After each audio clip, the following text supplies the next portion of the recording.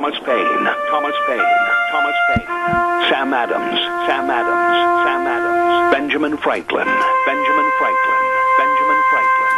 These men spoke up for what they thought was right. From their courage came such documents as the Declaration of Independence and the Constitution of the United States. From their willingness to speak what was sometimes unpopular but right, we enjoy such liberties as freedom of speech, the right to keep and bear arms, and freedom of religion. There are those who still wish to oppress our freedoms, and there are still patriots willing to stand up and defend life, liberty, and the pursuit of happiness.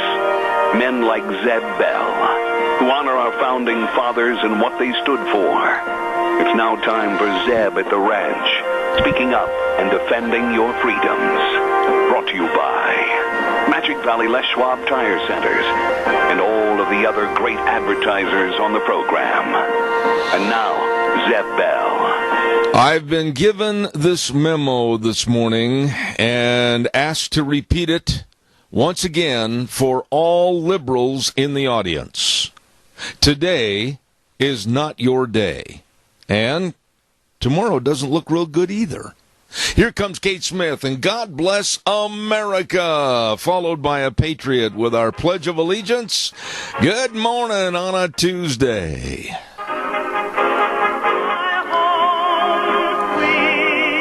Oh, thank you very much. The great voice of Kate Smith, and God bless America. Good morning, everybody. Red, white, and blue for the next 3 hours on this program. Thank you, America. Right now, let's go to the phone lines and have our Pledge of Allegiance. Good morning. Good morning, sir. My friend. I pledge allegiance to the flag of the United States of America and to the republic for which it stands, one nation, under God, indivisible, with liberty and justice for all. Good to hear from you this morning, Doug, and call back in a little bit. Thank you so much for doing the pledge. And a little P.S. on that, unless you're Clinton or... God bless. All right, buddy. Thank you very much. Hey, it's time for the weather right now, and the weather brought to you by some really good friends of ours at K&R Rental, 256 South, 600 west of Hayburn. They get up early in the morning and open the doors at 7 o'clock till 5:30, Monday through Friday. Saturday, 7 to 2. My goodness sakes, and they are a Honda engine dealer, and they've got all the parts you might need for your wheel lines, everything from forklifts to lawnmowers, and they've been in business since 1979. Lots of experience to help you at K&R Rental. And right now, here's the lovely Gina with our weather forecast. Well, we do have a slight chance of some severe thunderstorms and rain showers. Those are especially for later on this afternoon. But other than that, that puts us in a red flag warning, by the way. Other than that, looking at sunny skies for today. High of about 87 tonight, clear skies, low of 57 tomorrow. Again, red flag warning is in effect. Sunny skies, high of 95. Looks like sunny and 95 for Thursday and 93 for Friday. Right now we're sitting at 63 degrees here at the K-Bar Studios. You know, that almost sounded live this morning. Isn't that amazing? Because normally it is tape. Good morning. Good morning. How are you, sir? Well, let me just finish this tagline, and I'll be right with you. I want to thank K&R Rental, 256 South, 600 west of Hayburn, and the number to call, 678-3122. They've got everything over there, all your garden tools, painting equipment, you name it, at K&R Rental, bringing you the weather. And real quick, I also want to remind everybody about our dear friends at Burley Livestock Sale Yard. Yep, the sale that works for you, 1100 Occidental Avenue in Burley, with our dear friends Merv May, Cade Rogge, and Lance Udy.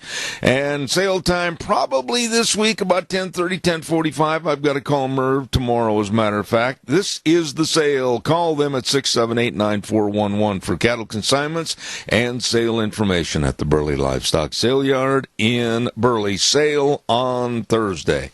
What are you doing over there running the board? You're supposed to be on tape or Memorex or something.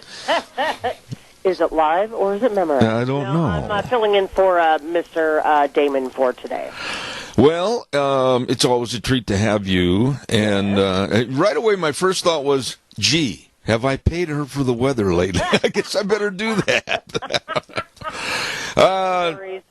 Pardon me? I said, no worries. Oh, okay, good. Listen, it is going to be hot out there. Hydrate yourself in any fashion that you deem responsible, and stay cool. You know, it was a beautiful day yesterday. I don't mind it when it's 89, 90, 91 right in that area, but when she starts getting up there about 101, 102, yeah, this old fat boy looks for some shade. I think everybody does. Yeah. Have you had a cool weekend this last weekend? Well, we turned the hot tub into a cool tub, if that's what you mean. You know, it makes no sense to me whatsoever to have a hot tub. I mean the word hot in the middle of 95, 96 degree weather. Ain't no way I'm loading that puppy with icicles and I'm getting in there.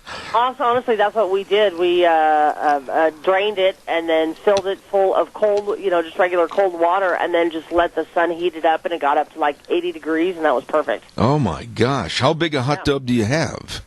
It's like a 6-person hot tub. Okay, thanks. What time am I supposed to be there? Sure, anytime after about 9 o'clock. All right. 9 o'clock? I'm in bed by 8:30. What's the matter with you? Okay. Thanks, Gina. You bet. Hey, don't forget Daryl's Cleaners at 1223 Albion Avenue in Burley. 1223 Albion Avenue, the address, easy to find with the nicest people. And listen to this. You know, they do all the dry cleaning. You know that. And it really extends the life of your clothing.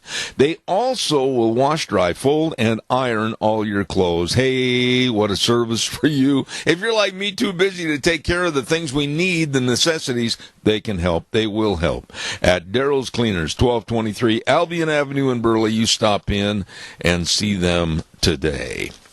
By the way, too, for all your heating and cooling keyword, and electrical needs, don't forget our friends at Ramsey Heating and Electric at 2600 Overland Avenue in Burley. Open 7:30 in the morning till 5 Monday through Friday.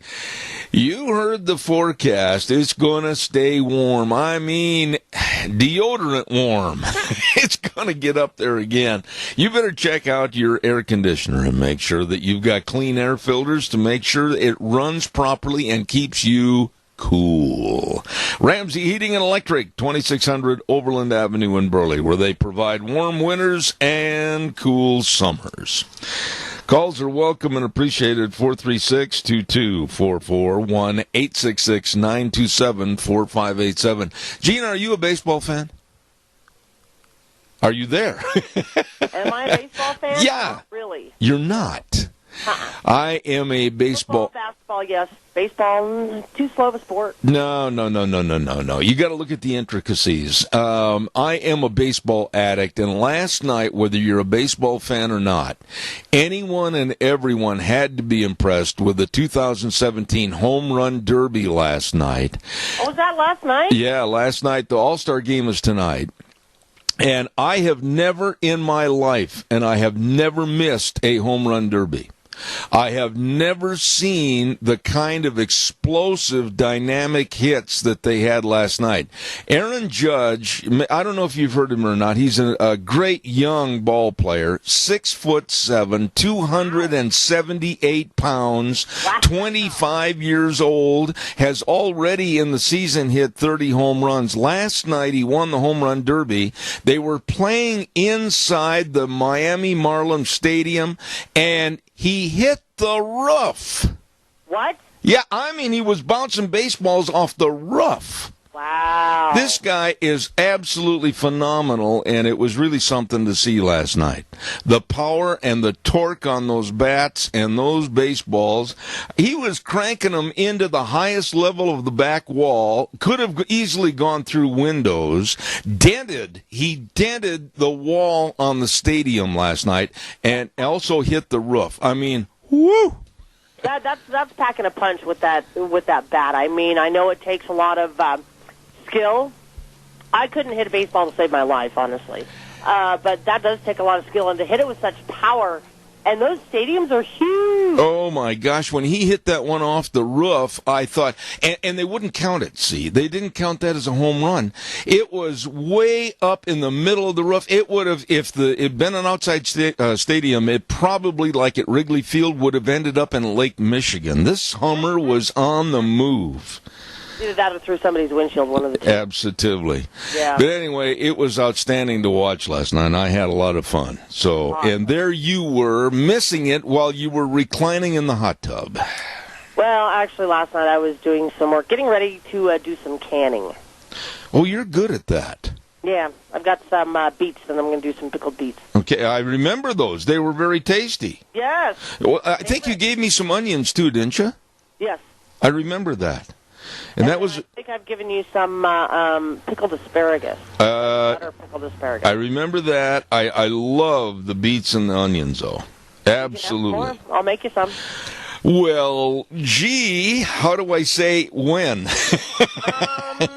I'll see. I think I'm going to be canning them tonight. Oh, so give me about a week. That sounds good to me.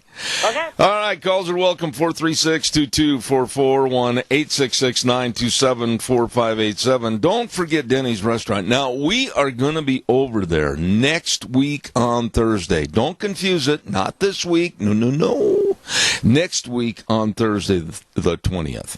And Denny's Restaurant, 611 North Overland in Burley. And they've got another location at 291 Pole Line Road in Twin Falls. It is true. They are America's Diner. I love the breakfast. I'm always prejudiced towards the breakfast. You know that. I love breakfast anytime, all the time, any time of the day.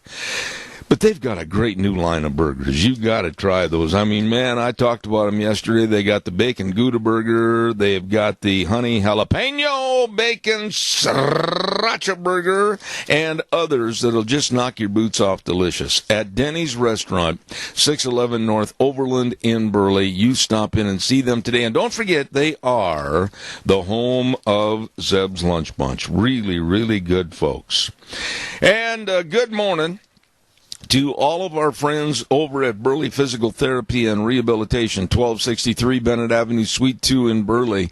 I really, how can you say you recommend highly that you give them a call right now, right this minute, and make an appointment? If you're coming back from some surgery or maybe an accident or something that you've got some sprains, some strains, some sore bones and joints, let them help. They can get you back to feeling like you. 678-1191, the number to call for an appointment. 678-1191. Burley Physical Therapy and Rehabilitation, 1263 Bennett Avenue, Suite 2 in Burley. Absolutely the best. All right, calls are welcome, 436-2244, 1-866-927-4587. Good morning, caller. You're on the air. Thank you.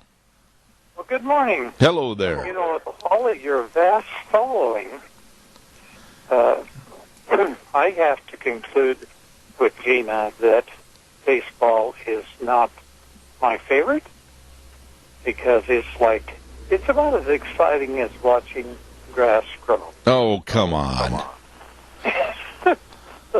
I knew your reaction was going to be that. You know, you got to look for the intricacies. You've got to follow the action that's not right part of the main action. You've got to follow the game. That's true. And, you know, over the years, I'm kind of a jazz fan, but I've kind of went away from that even.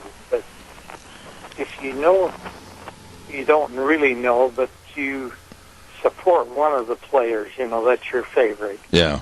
Like on the Utah Jazz, I like this Gordon, whatever his name is, which was offered a vast contract by the Celtics. Mm-hmm.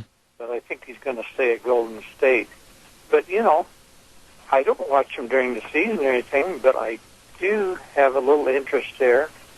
But my daughter, who I love very much, her cubbies. You have raised a very smart daughter. So she just got this way in the last couple of years. I don't know what it is, but she's got a Cubs sweatshirt. She's got this and that and the other, and she is really excited about it. Yeah, but I got to tell you something right now. The Cubs are not playing like world's champions. As a matter of fact, they're about 4.5 to 5 games out of first place in their division, and I'm not a happy camper. I'm certainly hoping after the All-Star break when they get a chance to have some games with the league leading in their division, Milwaukee Brewers, they can knock them off and shorten that lead. But right now they're not doing as well as anticipated, and their pitching staff, in one simple word, is pathetic. So there you go. Hey, I got to run, Keith. Thanks for your call, buddy. I appreciate it. Well, just remember, this one famous announcer says it's not over till the fat lady stays. Well, she's humming. Okay. Okay, buddy. Thanks. Appreciate it. You know, yesterday we talked to Steve Staley over at Oakley, and he painted a picture of a lot of activity going on up at Oakley Pioneer Days. Oh, my goodness. Starting this weekend on Friday and Saturday with the 9th annual Bump and Rub 4-cylinder car race. Going to get a little bit nasty. And rules, yeah, they can have the rules on paper, but wait till they get behind the wheel. This is going to be fun to watch, and it's going to be on Friday and Saturday night, 2 big nights of racing. Don't want to miss this puppy, I'll tell you. It's going to be exciting. All of this and much more at the Oakley Pioneer Days, where their theme this year is our Pioneer Heritage, past, present, and future. They're going to have team ropings. They're going to have rodeos. They're going to have dancing. They're going to have a runoff. They're going to have a basketball tournament. They're going to have a great big parade on the 22nd. Oakley Pioneer Days for 2017. Absolutely the cream of the crop. And some of the great merchants over there that say, come on over to Oakley and have fun, include Clark's for Shopping at 100 East Main Street in Oakley. Have you ever had that famous breakfast sausage from Grandma's recipe? Oh, ho, ho, ho.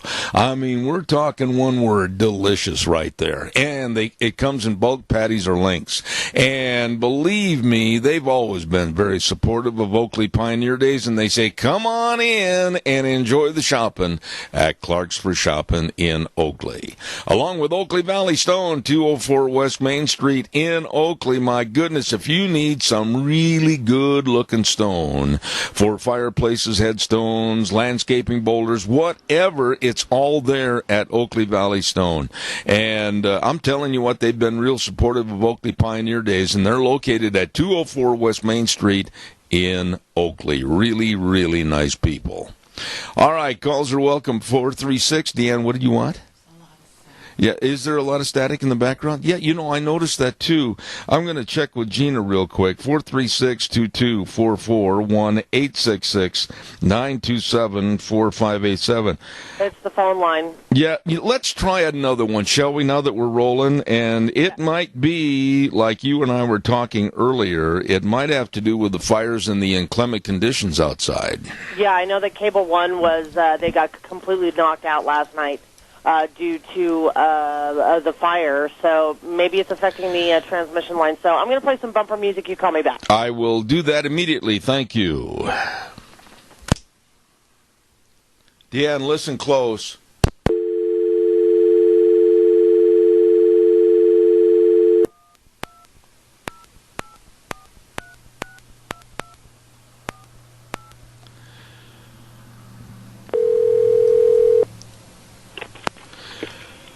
Better. Is it? So much better. Oh, okay, good. Thanks. Okay, here we go. Thanks.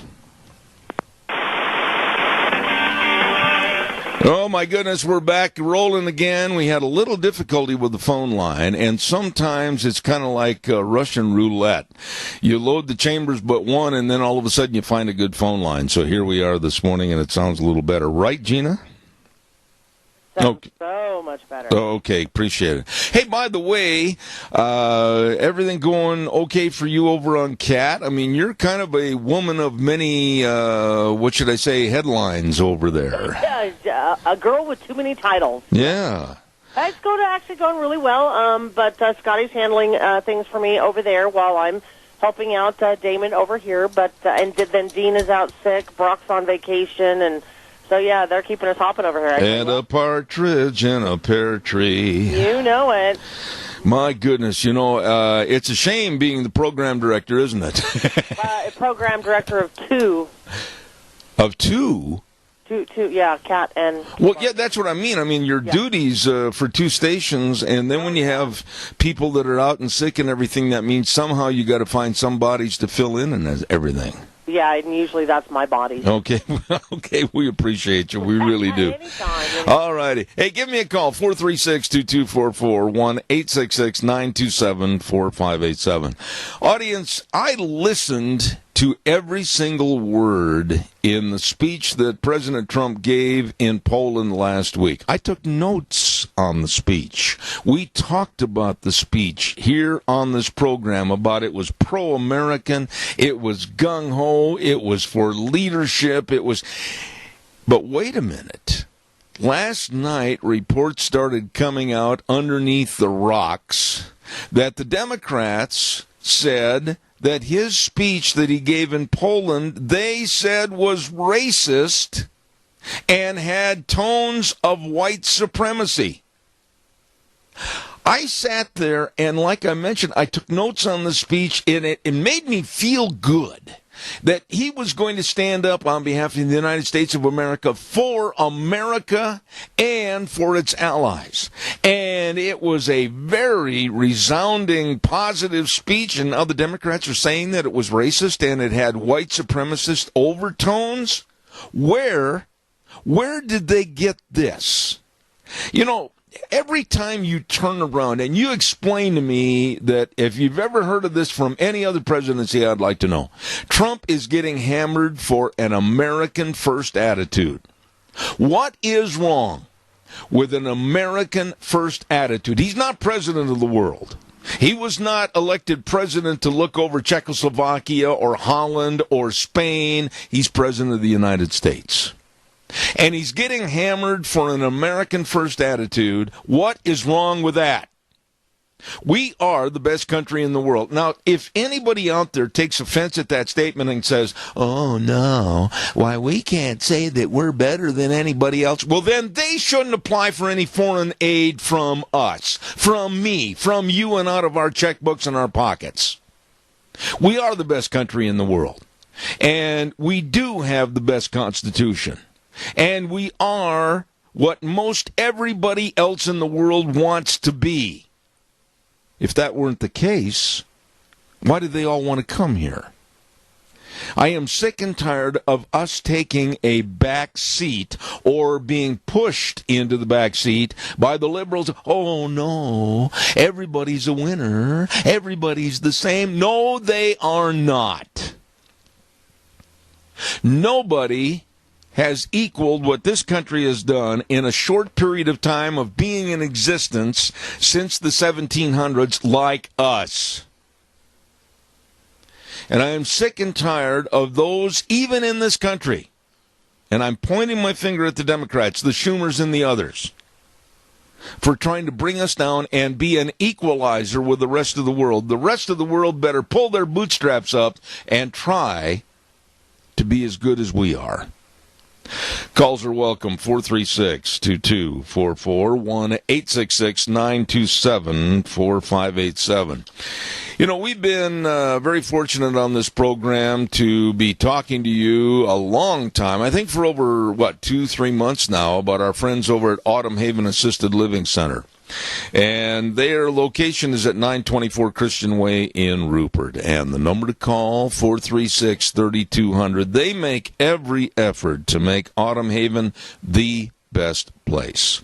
They're small compared to some, but with a bigger heart than most. And they urge you to come by and take a tour and check them out. They are the only locally owned and operated assisted living facility in the Mini-Cache area. Autumn Haven Assisted Living Center in Rupert.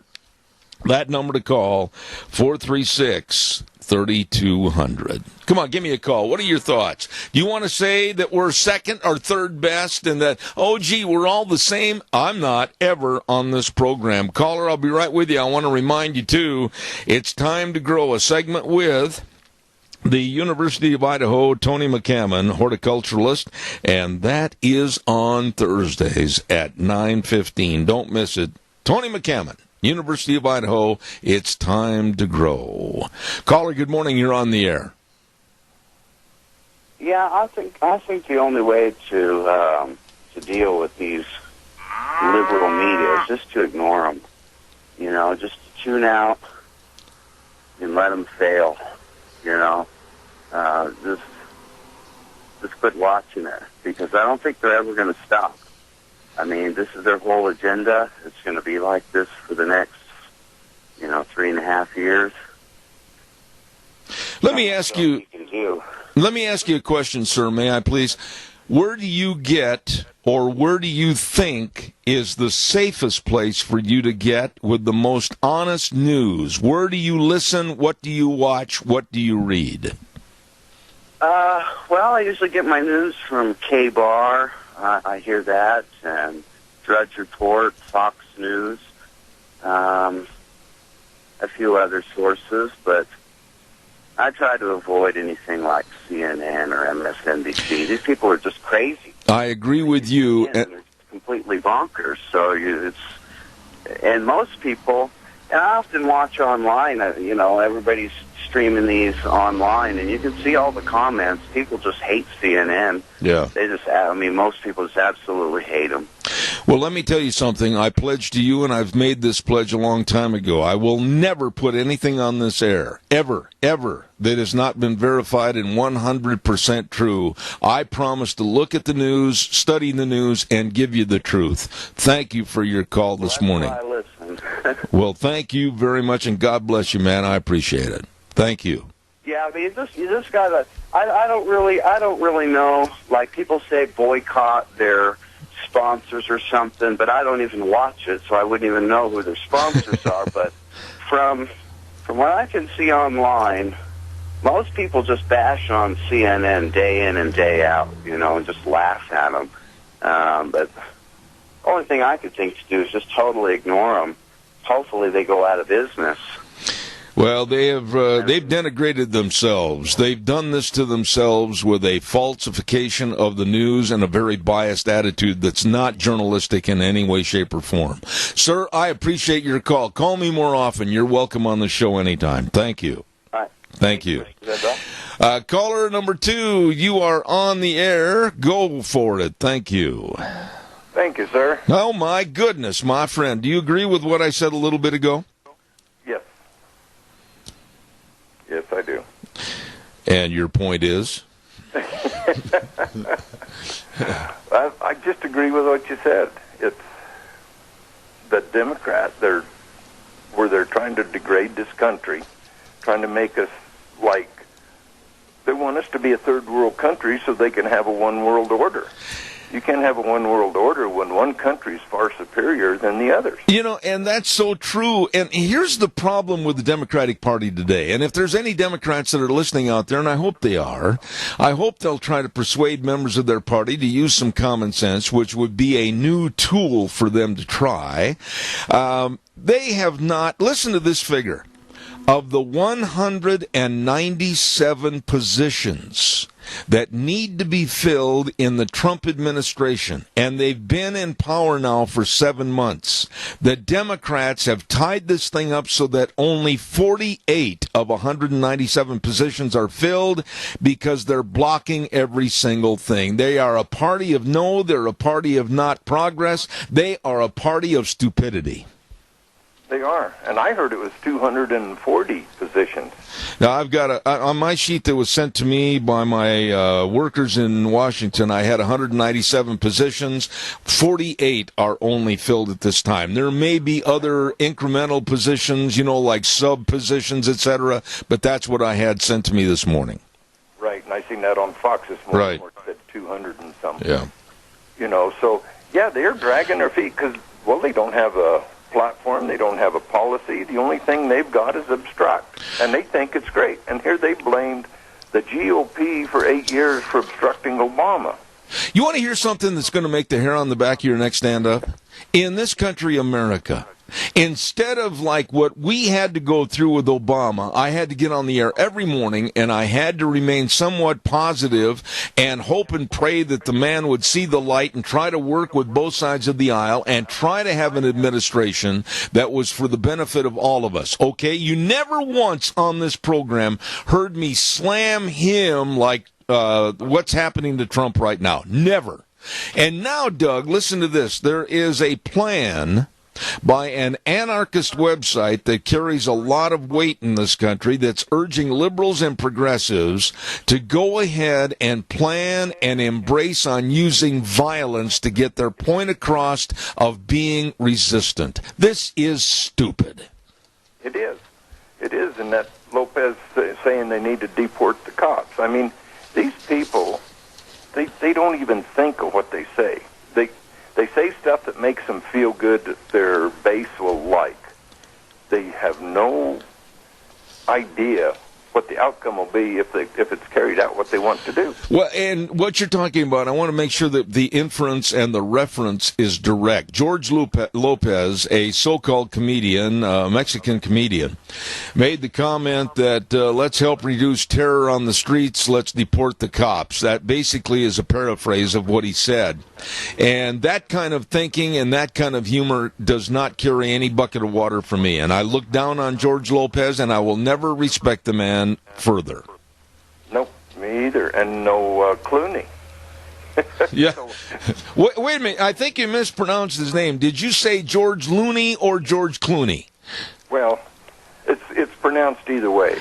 You know, this man, he's such a joke. And he's like all the other liberals that, well, we stand for immigration. We stand for refugees. But if they move in next to them, then they got to get out of there because they don't trust their environment.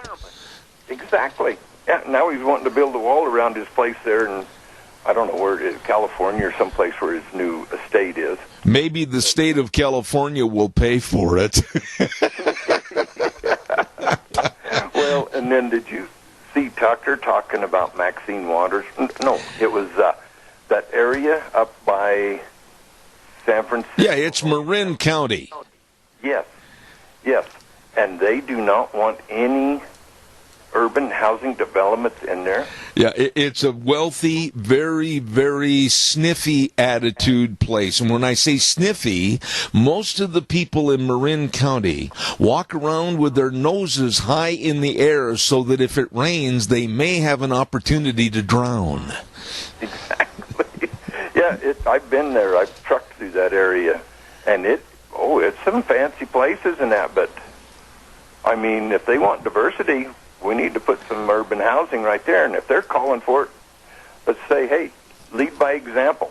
You put them where you live, and then we'll put them where we live. It's so funny, though, when you see these liberals, and I'll go back to George Looney, saying, well, we're going to live here, but, you know, we don't want anybody living next to us. We're going to build about a 30-foot wall, and now that the refugees are building next to him, they're scared of terrorists, so they're going to sell their property and move. But it's all right for them to say, come on, come all, as long as you live next to Zeb Bell and Doug Martin. Yeah, exactly. That's exactly it. As long as it inconveniences someone else, not me. But you got to do what I say because that's the right thing to do. And I think we need to start calling them out and say, okay, lead by example. You want these refugees? Let's put them in your neighborhoods.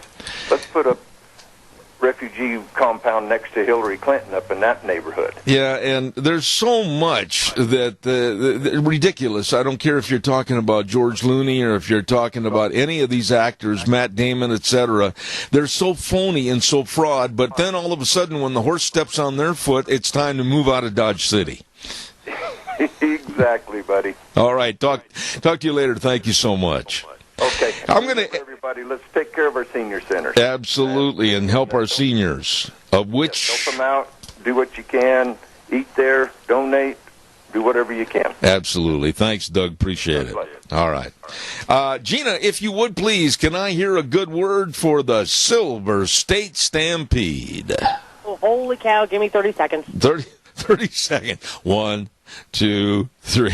While you're going to find that, I'll tell you what I'll do. I'll kind of pad some time here real quick. Got it. That was not 30 seconds, and here I was in the middle of my pad.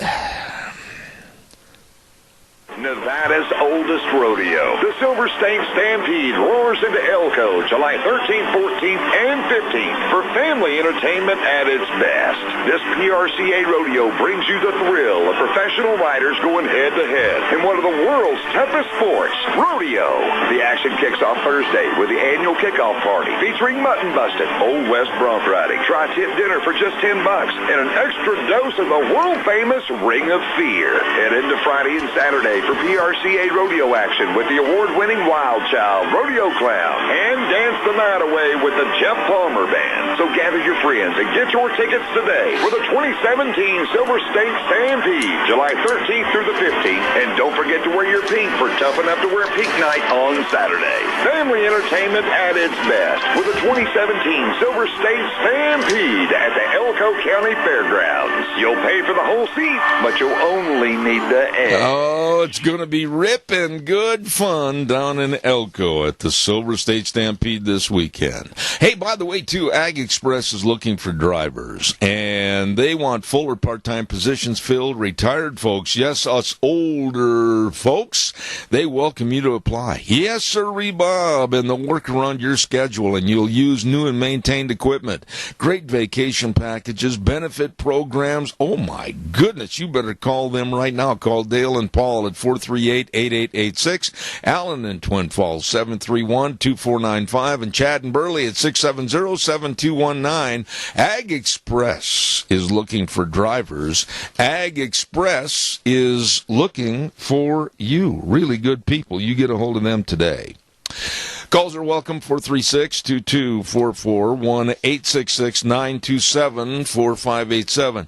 You know, now that I've got her on the program this morning, I'm going to utilize her talents and charms. And, Gina, are you aware now that certain words are not acceptable from the Associated Press? Did you know that they have curtailed the use and banned the use of certain words because they are too conservative?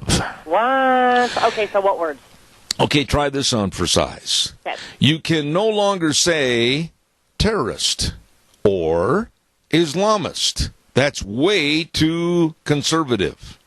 You can no longer say that you're pro-life, or they don't want you to use the word refugee because it's much too harsh. And there's sanitization of our language. They want to make sure that everything is softer and more gentle. And so what they're doing at the AP, the Associated Press, is they're having certain people sit down and look at all the stories that are turned into them by their writers, and then they're softening the language so that it doesn't offend anybody and it's not conservative. So basically what they're doing is they're putting their own political spin on somebody else's writing. Because when the Associated Press pulls stories, they pull stories from reporters from other newspapers, other news outlets from around the country. Yep. So therefore they are changing the story to make it seem a little bit more softer. Maybe I need to write a letter of complaint to the Associated Press. I agree with you. And a lady that has been on my program at least a half a dozen times, Rachel Alexander, that writes for The Stream, she's been on our show. She's going to be on again next week, as a matter of fact. Okay. Here's one paragraph that kind of sums it up. Journalists don't always use the AP style book when it would water down words that favor liberals. For example, the guide instructs journalists to try to avoid describing political leanings. However, journalists usually ignore the guide in referring to Republicans as right-wing, and at the same time, they almost never describe Democrats as left-wing.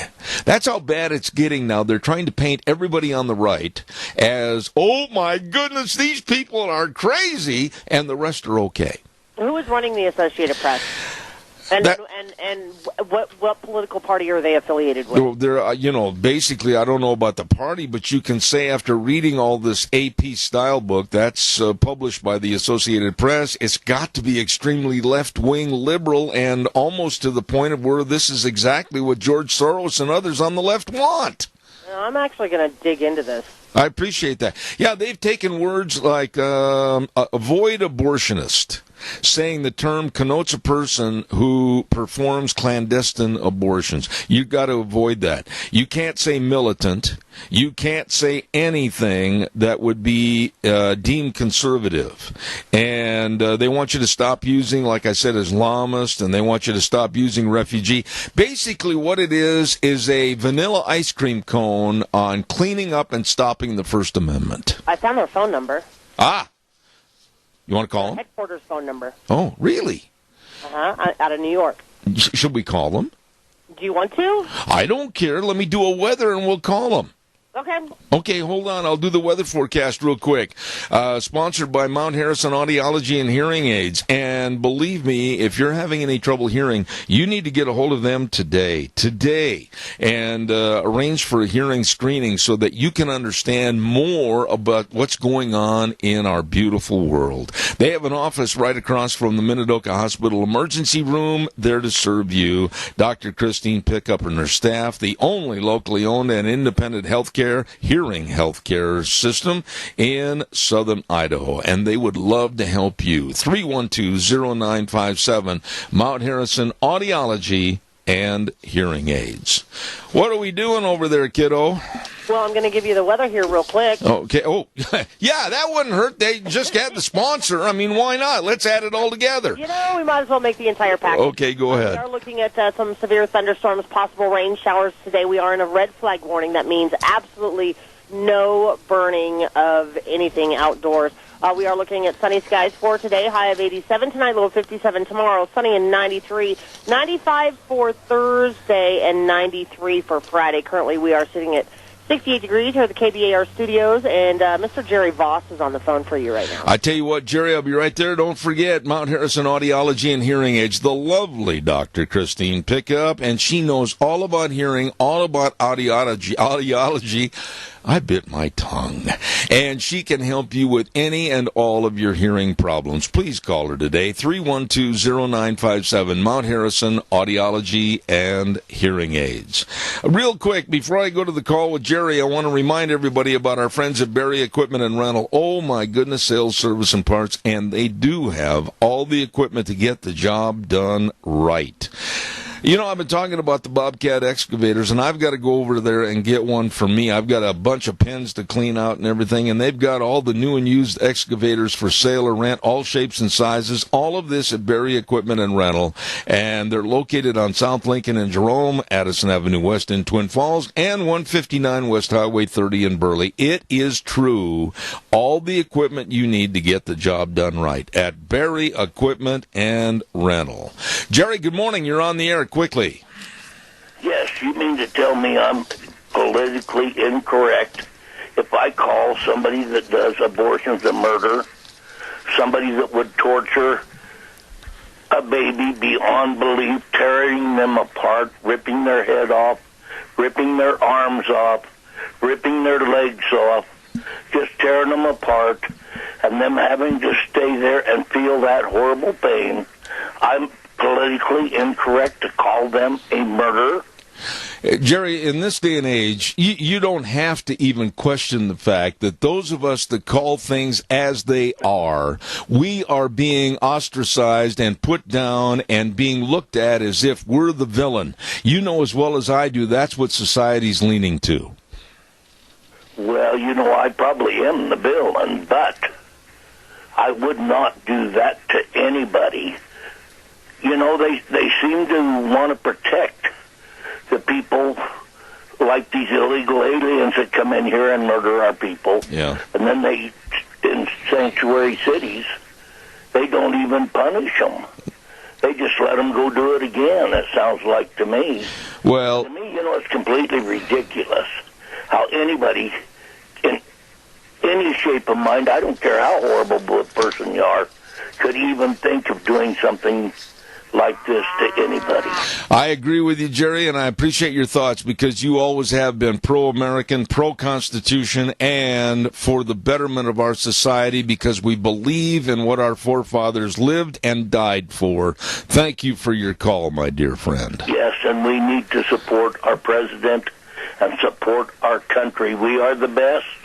We are always going to be the best, and that's just how it is. I agree with you. Lord bless you. And bless Gina and all of the rest of your audience today.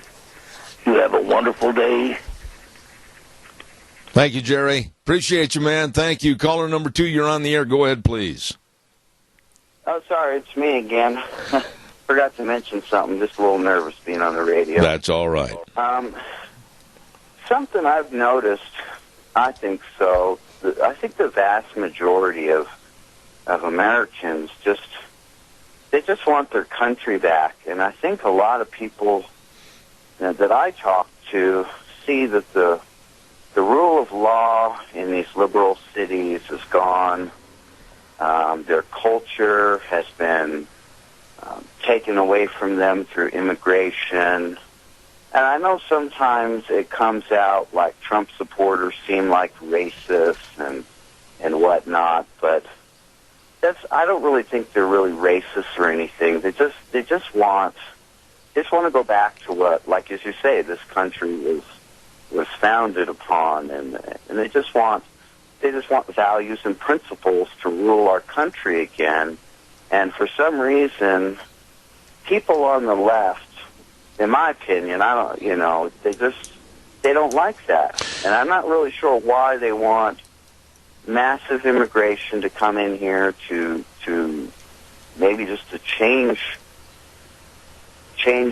the values of this country. I mean, they don't even believe in the Constitution anymore, the people, some of the people on the left. Well, I tell you what, you said when you started the phone call, you said when you started this phone call that you were nervous. Well, I'll tell you what, you did not express yourself as being nervous at all. You said some very poignantly true things, and I totally agree with you. Our speech, our lifestyle, our attitudes as Americans is trying to be changed by the liberal left, and I, for one, on this program am not going to change. I'm not going to diminish any conservative language thanks to the Associated Press. I'm going to remain red, white, and blue as to what our forefathers intended, and I thank you for your call. But I think things like even abortion issues and things of those natures. I mean, I just don't think people in this, good old Americans, we don't want to kill babies. I mean, that's right.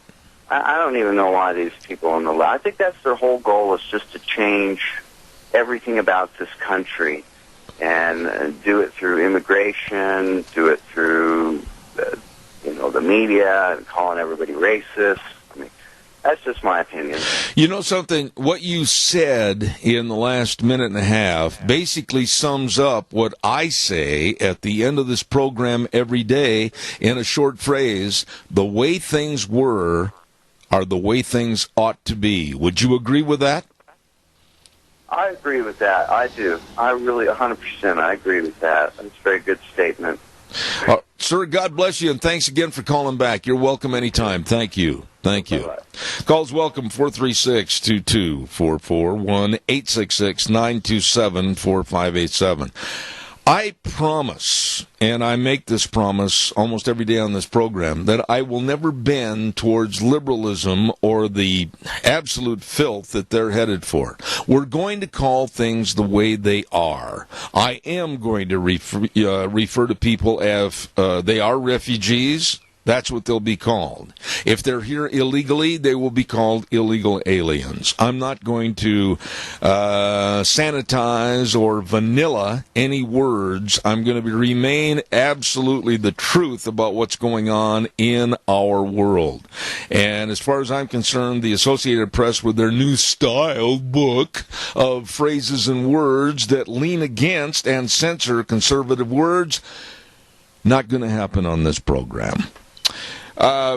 Gina, do we have any luck getting through there before I do my Les Schwab commercial? Or I haven't had a chance. All the phone lines have been busy. Oh, I understand. Believe me. I'm going to do a Les Schwab spot right now for our major sponsor, all 7 locations of your Magic Valley Les Schwab Tire Centers. Lane and Rupert, Dave on Blue Lakes and Twin, Mike and Buell, Mike and Jerome, the Twist family and Paul. How you doing? Daniel on Pole Line and Twin, and Randy on Overland and Burley. And they've got all the tires for your safe driving this summer. I mean, whether it's for your car, your pickup, your SUV, all your trailers, horse trailers, boat trailers, whatever, get in there and talk to them about what's going to be the best for your driving. That's right. If you're going to be off-road and going up in the hills, or if you're going to be driving on the interstate to see Aunt Martha and Uncle Fred, they can take care of everything. And they've got the best in brake service, front-end alignment, shocks and struts. It's all there. Batteries, but above all, service. You stop in and see the best today, and that's your Magic Valley Les Schwab Tire Centers. Coming up next hour, we're going to be visiting with Katie over at the Canyon Crest in Twin Falls, and we're going to be talking about the great big July 28th and 29th Idaho Rodeo Hall of Fame induction ceremony and banquet, and we're going to be talking to her for a few minutes. And then at 9:30, we're going to be talking to Megan Barth, and Megan has been on our program many, many times, and she's going to be talking about the Trump administration and how all the liberals are just lining up to stop anything and everything that the Trump administration is trying to get through.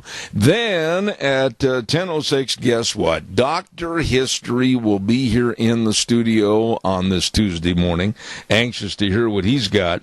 And then at 10:30 this morning, a gentleman that knows all about North Korea and the pitfalls that we're looking at in trying to subdue their absolutely insane leadership in North Korea. And Herb London's going to be on the program. So that's what we have scheduled for the next little bit on Zeb at the Ranch this morning. Right now, we're going to turn it over to Gina, and we're going to have a little bumper music going up to CBS News. I'll be back, like Arnold Schwarzenegger said, in about 7 or 8 minutes. You stay tuned, Zeb at the Ranch, for a Tuesday.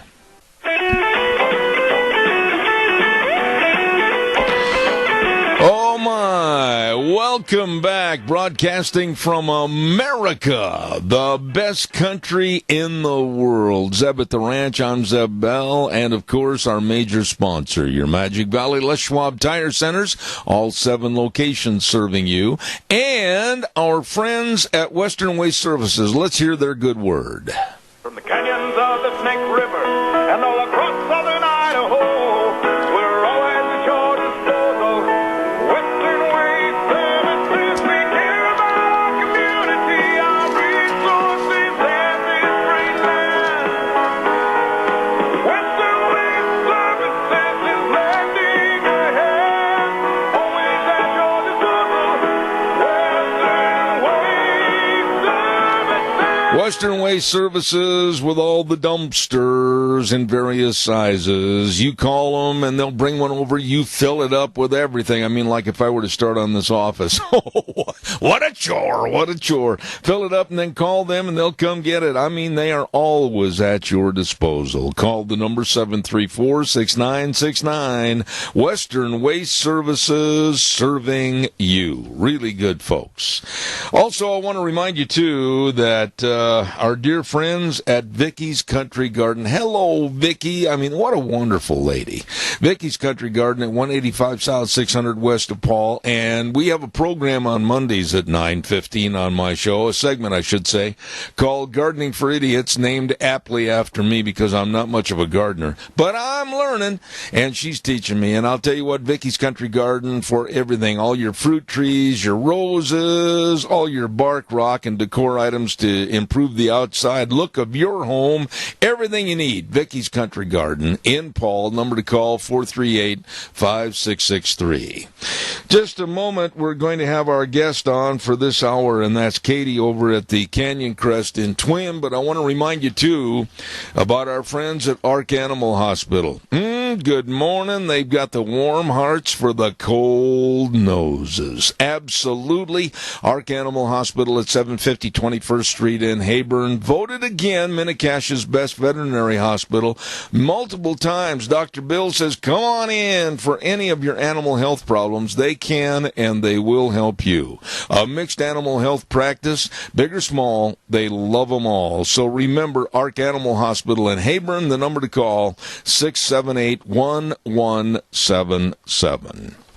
Right now, let's go to the phone line, and this lovely lady has really impressed me over the time that we've had a chance to visit at various meetings for the Idaho Rodeo Hall of Fame. She is a doer. Let me tell you, she gets the job done. Katie over at Canyon Crest Event Center. Good morning, Katie. How are you? Good morning, Zeb. I'm excited to be on with you. You know, tell us a little bit about the day in the life of Katie as the manager of the event center over there. I mean, every day's kind of a different day, isn't it? Absolutely. We take things day by day. There's always events going on, and it's always busy and exciting around here. How many different events or how many different groups do you work with, perhaps, during the course of a year? during the course of the year, we kind of have seasons. So we kind of do a holiday season into our hunting season, into fundraiser season, and then right now we're kind of focused on wedding season.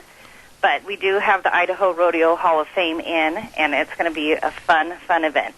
You know, I'm glad that you led into that very, very carefully. We tread upon Friday night, the 28th. We're going to have something a little different this year. We're going to incorporate a Tough Enough to Wear paint night as our kickoff night, if you will, for the induction ceremonies. And a percentage of the proceeds is going to go to breast cancer awareness with St. Luke's Foundation. You want to highlight a little bit more about that, Katie? Well, we are really excited to be part of this. So throughout the course of the year, you know, we work with the St. Luke's Magic Valley Health Foundation. So any time that we can provide space for them to, you know, accumulate a little bit more funds for their foundation, that event's going to be great. You know, it's going to be held in our lounge. There's going to be live music, and it's just a good opportunity for people to come out and kind of celebrate, you know, that foundation and what they do for us. Absolutely. There's a $10 entry fee, if you will, and it's going to start at 5 o'clock and go till 8 p.m. And I can tell you, Katie, we have had a resounding response from a lot of businesses donating door prizes and purchasing packs of tickets at $11, I should say 11 tickets for $10 each, $110. Things are really starting to shape up for that Friday night, the 28th. Yes, and I want everybody to know that they can purchase tickets here at Canyon Crest if they are interested in going to either the Friday or Saturday night events. So those are available at our front hostess station. So anybody that wants to come in and pick up tickets, we're open 11:30 to 9 every day, so they can swing on in and pick up those here. Let me ask you this, Katie. If they call the Canyon Crest, what is the number? The 733-9392, is that the best number? That is the number. If they do want to ask for Katie Jones, they'll be transferred straight to my office, and I can take payment right over the phone. We'll hold their tickets at will call. So right when they show up for the event, they'll just tell us their name, and we'll hand them their tickets, and they're entered in. Okay, and I want to also emphasize that on Saturday night, the next night on the 29th, we're going to have the actual Hall of Fame induction. We're going to be starting at 5 p.m. with a social hour and dinner at 6, and we're going to be featuring really some top-notch inductees this year, including 3 times all-around, 8 times world's champion calf roper Dean Oliver. Boy, this is going to be quite an event. Yes, we are so excited to meet all of the inductees. But Dean Oliver, you know, he's the man of the night, I think. So we're excited to celebrate everybody here at Canyon Crest. Absolutely. And Katie, the dinner and everything, the organizational skills that you must possess, I mean, everything from the sound to what's going to be served, when it's going to be served, I mean, everything. Wow, you're kind of the Eli Manning of the quarterbacks running this thing, aren't you? Well, that's a great compliment, and I will take it. Okay. It takes a lot of help from my staff here and everybody here that helps me organize. So from my kitchen staff to my service staff, we all just kind of pull together as a team and one event at a time and make sure it goes off without a hitch. Absolutely. Now, tickets for the induction ceremony on Saturday night, they are also available if they'll contact you at 733-9392, correct? Exactly. And those are $25 for the Saturday night event. Right. And same thing, we will take payment over the phone, put their tickets at will call, and they can pick them up the night of the event. Absolutely. And we also want to say thank you, a big thank you to D.L. Evans Banks around the state of Idaho for helping us with the Idaho Rodeo Hall of Fame for this year, and along with Tech Distributors, Coors. I mean, these people have been so easy to work with, and they've worked with you in the past at various events, and you know all the ins and outs as to how we can best promote them and let the general public know a great big thank you for all they do. Oh, absolutely. We are really excited to have y'all here. So, it's going to be a great two nights of events here at Canyon Crest. You know, Katie, 28th and 29th of July. Absolutely, and I want to say thanks personally to you for being so absolutely committed to helping others and being so nice to our staff and our board. Thank you very much. Thank you. You're a pleasure to work with. Well, I thank everybody because, again, I want you to call Katie at the Canyon Crest Event Center at 733-9392 for the Idaho Rodeo Hall of Fame. 2 big nights, Friday night for the Tough Enough to Wear Pink, and then Saturday night for the Hall of Fame induction. Katie, God bless you. I'll be in touch, and we'll have you back on. Thanks. Okay, thank you so much, Zeb. All righty, take care. What a nice lady, and very, very well prepared there at the Canyon Crest in Twin Falls, and our big, big banquet coming up on July 28th and 29th. Want to remind you, too, we'll take some phone calls, and Gina's running the board for us over there this morning. We're going to talk to her in a minute if she's got a moment. Don't forget Hanson Mortuary at 710 6th Street in Rupert with Joel Heward and his family and his staff. Now, I was honored on this program to have Joel wait until last week and then come out with a new program, and he featured it on my show, and it's called FAMIC, and it's a great, great program for families to help gain information about other family members and learn more about their families. Talk to them, call them, and find out more about this program called FAMIC. And it's 436-5636. Hanson Mortuary, always serving you and your family with the highest ethical standards with unquestioned integrity. They really care. Be sure and remember that number, 436-5636. Hanson Mortuary in Rupert. Calls are welcome and appreciated, 436-2244, 1-866-927-4587. Give us a call. Let's see. Oh, I know something that'll probably... Gina's pretty conservative, and I want to get her opinion on another little story that's out in the news, has been for the last couple of days. My dear, are you aware that Prime Minister Trudeau of Canada thought more of a terrorist, a convicted terrorist, than he did of the people that he injured and killed, and so they're giving this terrorist $8 million and a I'm sorry. What? I am not kidding you. But now, what does this have to deal with? I'm going to have to look this up. Yeah, you're going to, because a former Guantanamo Bay prisoner who pleaded guilty to killing United States soldiers in Afghanistan and threw grenades and others were blinded, basically he claimed that he was mistreated in Guantanamo Bay, and he asked for an apology, and he's going to get $8 million from the government in Canada. What? Because that's where he resided. You're kidding me. I am not. Listen to this statement. On behalf of the government of Canada, we wish to apologize to Mr. Kadar for any role Canadian officials may have played in relation to his ordeal abroad and any resulting harm. Can you believe it? We're apologizing to killer terrorists. Well, we aren't, but they are. Still. This is insane. Why would you even want to, why? Well, okay, let's take it a step further. Have you heard of this Muslim woman by the name of Linda Sarsour? Oh, she's been in the news lately. She is an Islamic apologist, and she came out with a statement a week ago. Maybe you heard about this, when she said that Muslims should wage a form of jihad against Donald Trump and his administration.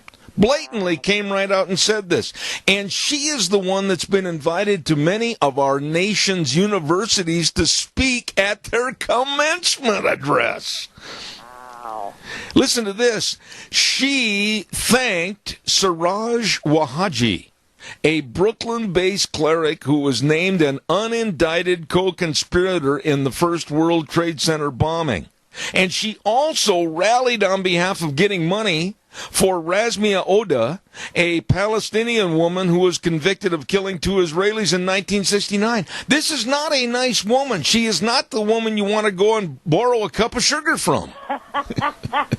doesn't sound like it. And we're forced and coerced into apologizing to Muslims. But see, I said for a long time, and I want to get your opinion on this. Okay. This is their modus operandi.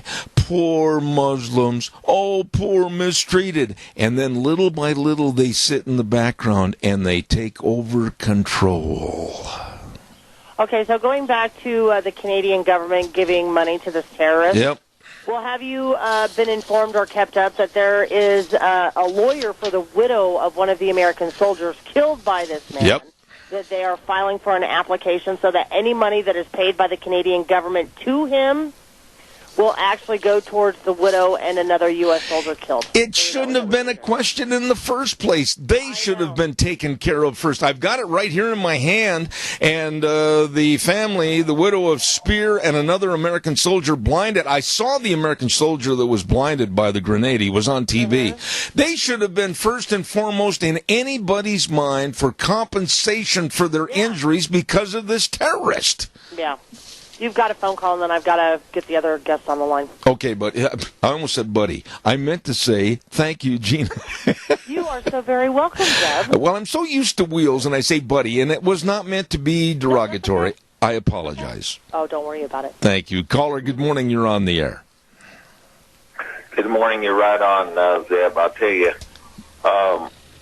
Muslims have declared war. With jihad, that means make war. That's what the word jihad means. And so make war on Trump. And what you're saying about this lady, here we let her openly speak about doing away with our president, doing away with our country, so they can implement. And, of course, part of her speech was that she wants to bring in Sharia law, yep, which is totally contrary to our Christian values and our U.S. Constitution, for sure. So, you know, Zeb, we better wake up. I've got a lot of friends that say, well, you know, I've got Muslim neighbors and they're just great people.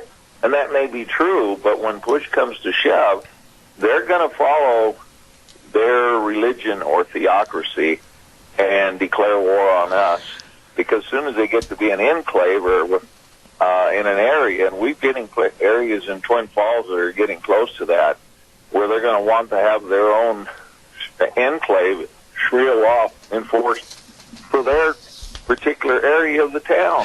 Well, I absolutely agree with in this country. Wake up, folks, and I agree with and smell the danger that's going on. I agree with everything you said, and I certainly am glad you picked up on what I was talking about this morning, because little by little, inch by inch, step by step, they're sticking their foot in the back room door and trying to get into the kitchen and eventually into the living room and eventually right out the front door. And it's about time that people woke up and really saw the insidious methods that they're trying to employ.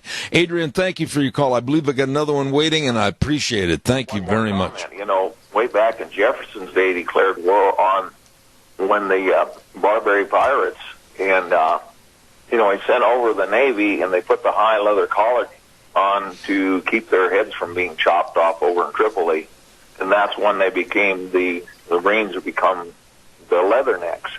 Right. And this has been going on clear back to the early foundings of our country, and the Pilgrims even had problems with them. So absolutely. We've got, you know, they've been waging war on the world for over 1,400 years. When are we going to wake up to realize these people want to kill Christians and anybody that doesn't agree with their theocracy? It is a world control, a world dominance. Thank you very much. I appreciate your call as always.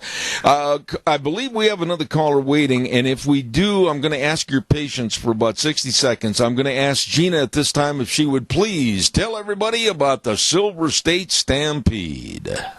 You did it to me again. Hold on. I'm sorry. Don't yell at me, ma'am. I'm sorry I called for it.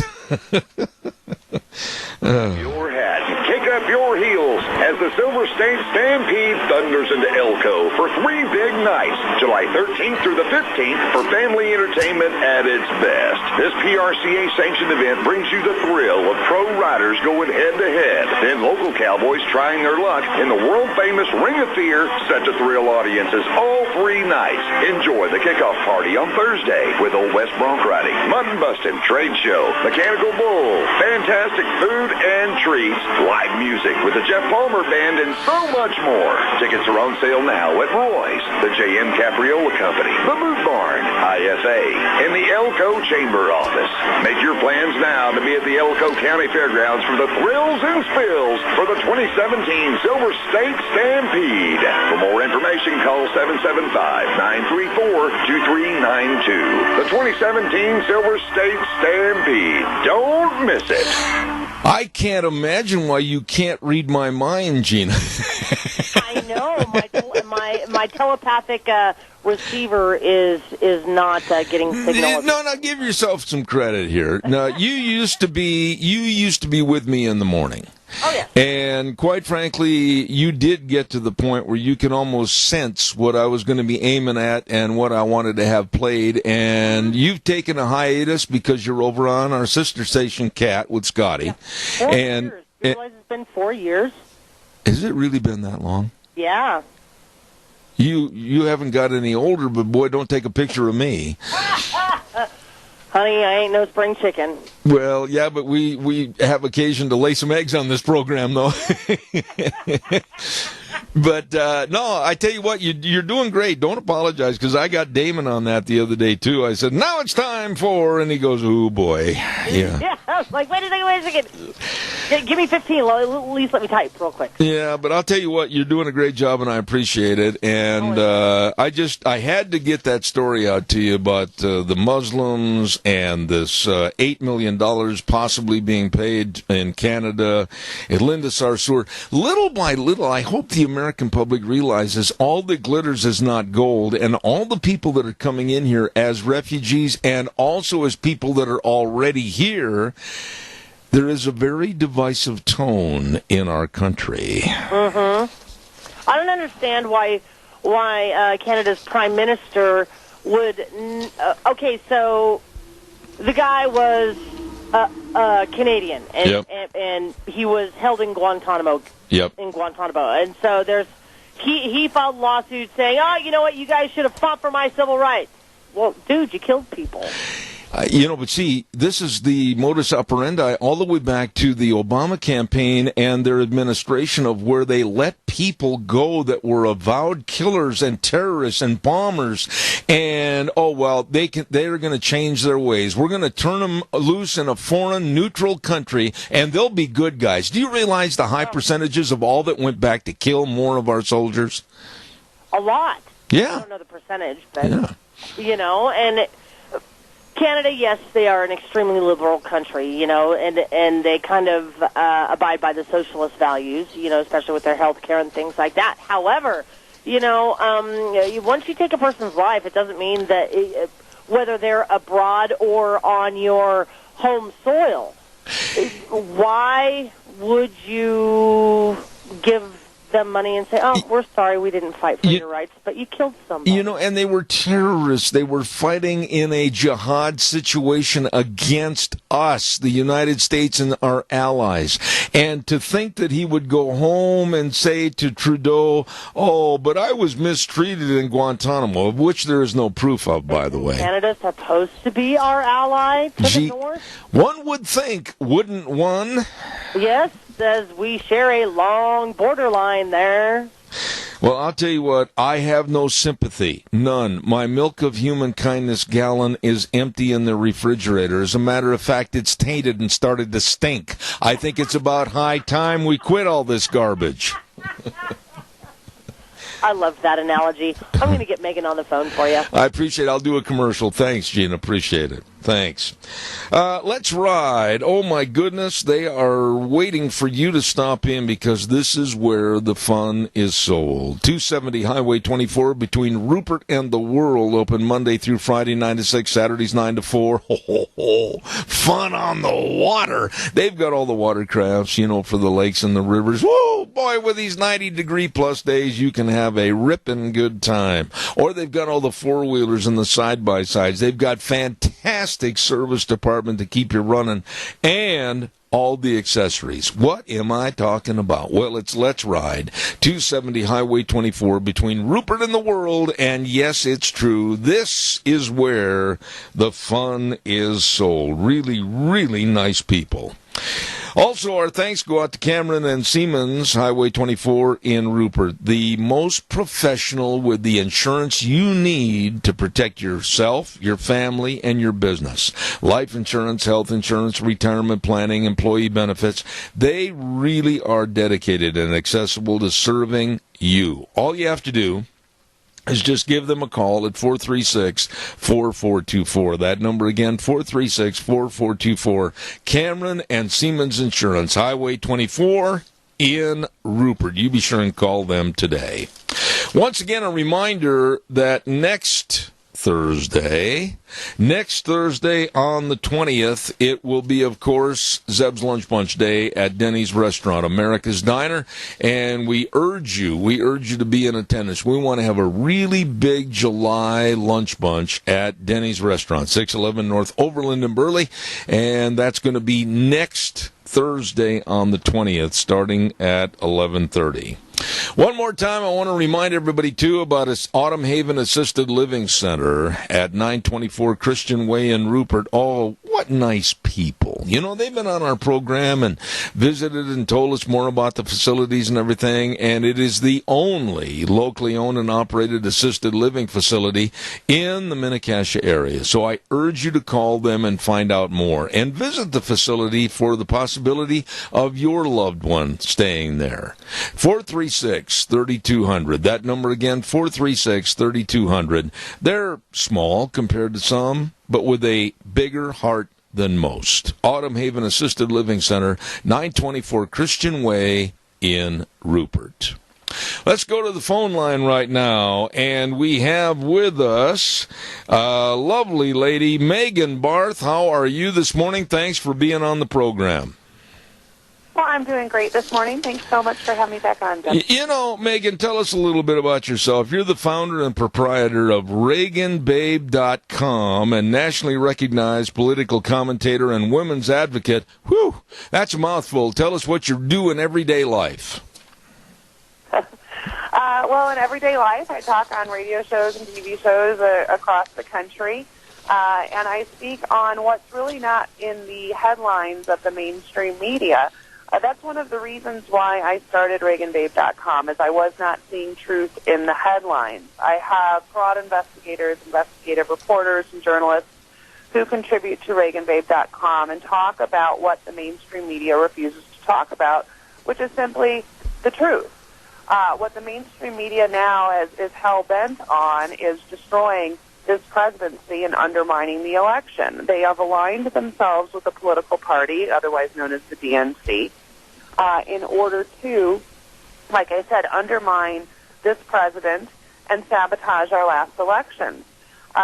They want to talk about Russia.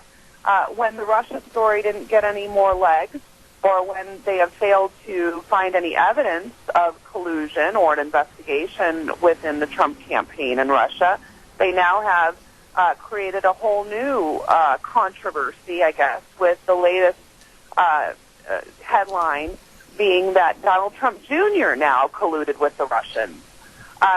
This is what the mainstream media has become. They've simply become an activist or activists on behalf of the DNC. They've denied or at least shirked their responsibility in seeking and finding and reporting the truth. And so that's what I strive to do at ReaganBabe.com, is simply report the truth. All of my blog entries are very well sourced. And so that's the reason why I started it, was simply just to bring truth to as many people as possible. And so far it's working. You know, and that's the reason I've invited you back on this program. I only deal in specifics that are true, not speculation. That is the main thing on my program. Let me say this to you and see how you'd respond. Is it not the same as the word collusion when Barack Obama sat up on a dais and leaned over thinking the microphones were off and said, please tell Vladimir I'll have more flexibility after the election? Is that not also a type of collusion that is never reported by the left media? Well, you would think that, and you would also think about the $500,000 that Bill Clinton received from a Russian oligarch for a speaking engagement, or from a Russian company for a speaking engagement after Hillary Clinton sat by and allowed 20% of our uranium reserves to be sold to the Russians. You know, the Clinton Foundation was also instrumental in setting up a technology park right outside of Moscow against the advisement of our intelligence agencies. Our intelligence agencies at the time were like, please don't create a technology park outside of Moscow because it could be used in cyber warfare. They went ahead anyway, and one of the largest technology parks in the world, with the help of the Clintons raising funds to have it built, was built right outside of Moscow. You know, all of these Clinton connections to the Kremlin do exist. All of the Obama connections to the Kremlin do exist. But this wasn't collusion, according to the press. This was just diplomacy. Let me ask you this, Megan, and I may be off the rails a little bit, headed in the wrong direction for the conversation we anticipated this morning, but I've got to ask you this. Where in the world, I listened to the speech that Trump gave in Poland last week. I listened to the speech in its entirety. I took notes on the speech. And now the liberal left is coming out, and I know that you're aware of this, and they're saying that his speech was racist and of white supremacist remarks. I got to ask you, where did they dream up this? Well, if it doesn't exist, they simply just make it up. I mean, let's not forget that it was Jeffrey Zucker that wanted to run the Russian narrative simply for ratings, not because it was true. He simply wanted to run the Russian story for ratings. So they believe, the press, that praising Western civilization is somehow racist. They believe that Western civilization is inherently racist. We were told for 8 years under Barack Obama that the country, America, our country, was institutionally racist, which was interesting because at the same time he was meeting with a domestic terrorist group called Black Lives Matter in our White House no less than a dozen times. And so this is the hypocrisy and the double standard by which the left operates. Anything that you say that is pro-American now all of a sudden is racist. Pro-Western civilization, racist. You can't say anything on the right without being accused of racism or xenophobia or Islamophobia or misogyny. When in fact, when you look at the activists on the left, like Linda Sarsour, who is a Muslim Hamas sympathizer, a woman who was on a dais in Illinois in front of a large Muslim audience calling for jihad against our country and our president. If that is not sedition, I don't know what is. Absolutely. You know, you're on a topic here that I really have put my heart and soul into trying to figure out how the left gets away with this. You know, the actions of the left in saying that some of Trump's speech, I'll go back to that in Poland, was white supremacy, we should be anti-white, and we're all pushing for white. I didn't hear any of that in that speech. I heard of unity. I heard of supporting our allies. I heard of promoting America and all of its great people connected in this country. I didn't hear any white supremacy, and why in the world is this now coming up to be more divisive in our society, more so than it was back in the 60s with the Ku Klux Klan? Yes, the Ku Klux Klan started by Democrats. The reason that this is becoming prevalent is that the Democrats don't have a message. They practice in the politics of personal destruction. They seek to divide and deceive. That's how they believe they will gain power. They learned nothing from this last election, whereby Hillary Clinton spent close, I think it was, to $1 billion and still lost. At the end of the day, people vote for a leader who they can trust, and they vote with their pocketbook. The Democrats have yet to explain how many Democrats crossed party lines, at least 100,000 of them in Pennsylvania alone, to vote for a Republican nominee, some for the very first time. Many Democrat voters in the Rust Belt had voted for Barack Obama twice and then voted for Donald Trump. The Democrats do not have a message. They do not have a winning message. Terry McAuliffe, who is a huge Clinton supporter and the governor of Virginia and as crooked as the day is long, was asked on MSNBC last week who the leader of the Democrat Party was, and he didn't have an answer. In order to win elections, the Democrats, who now have lost 6 since November in special elections and the general, in order to win elections, you have to have a unifying message. You have to have a positive message. You have to have a plan. Being against everything is not going to win elections. You have to be for something. And in this identity politics and the politics of personal destruction, it's simply not a winning message. So they believe by tearing down our electoral process, calling for the elimination of the Electoral College, calling for the impeachment of Donald Trump, attacking all of Donald Trump's surrogates, including his family, they believe that this is going to win them elections, and so far they've been proven wrong a half a dozen times. You know, I've got so many things I want to mention to you, and you just kind of opened the door for one that was in the news since the trip over to Europe. President Trump stepped out of a meeting with some of the world leaders, and to fill his chair for the brief interim that he was gone was his daughter Ivanka, and all hell has broke loose with the left. But this is not something that happened new. It's not a brand new thought or premise. It's happened to many world leaders where they've had to step out and perhaps say something to someone else or go to another brief meeting, and they've had surrogates come in and sit in that chair. Why is the left so hell-bent on destroying this Trump administration over something that has been done by others in the past? Because I don't think people understand, and perhaps they do, but I don't think that they understand how much power Donald Trump destroyed. And when you destroy that much power, you have people that are left in the dust, like the Clintons, who will use whatever power they have left to destroy.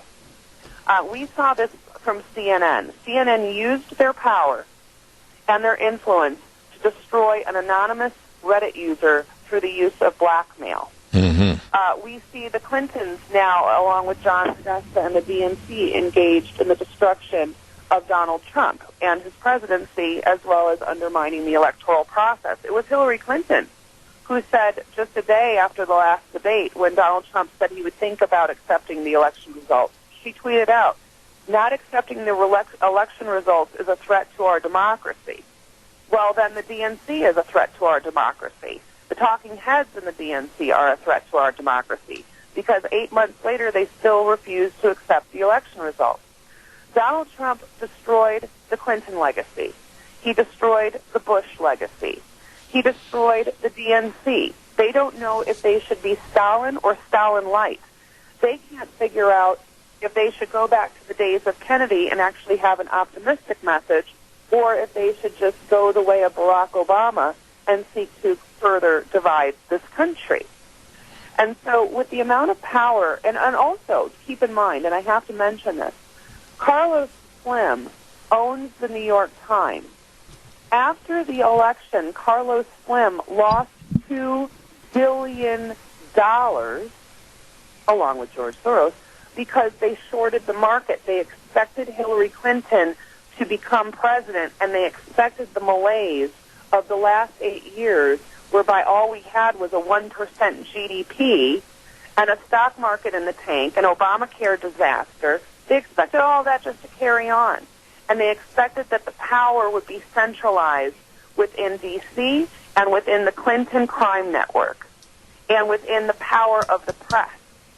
And so Donald Trump has destroyed not only two family legacies, political family legacies, the Bush and the Clintons, but he's also destroying the press, but the press is happy to oblige to destroy themselves. Let me do a follow-up on your last statement, and I'll say it in very blunt terms. Is honest journalism dead in the United States of America? Yeah, and I actually tweeted that out, and I made it a part of my story. I call it the DNC, the Democrat Network of Criminals, and you can find that on ReaganBabe.com. And the picture or meme at the head of the article is a woman who's protesting in front of the New York Times, and her poster says, "Honest journalism is dead." I don't believe that all honest journalism is dead, but I do believe that the mainstream media is dying. And you see this in their ratings because they refuse to do their ethical and moral, truly moral obligation to seek, find, and report the truth. They instead will run with Democrat operative narratives, DNC narratives. They will create stories like the Russian collusion narrative for ratings. Jeffrey Zucker, who's head of CNN, is running CNN like a Hollywood film studio, whereby he wants to put things out for ratings. Well, that's not how the news is necessarily supposed to work. If you reported the truth, you'd get better ratings. You wouldn't be losing to Yogi Bear reruns on TLC.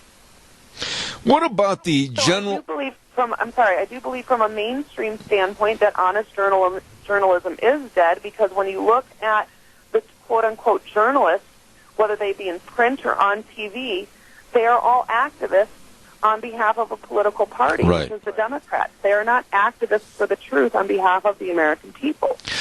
Let's take it from the average American. The guy gets up in the morning at 6 o'clock, goes to work at 8, works till 5. His wife has a part-time job as a secretary. They try to spend as much money and time with their kids as they can.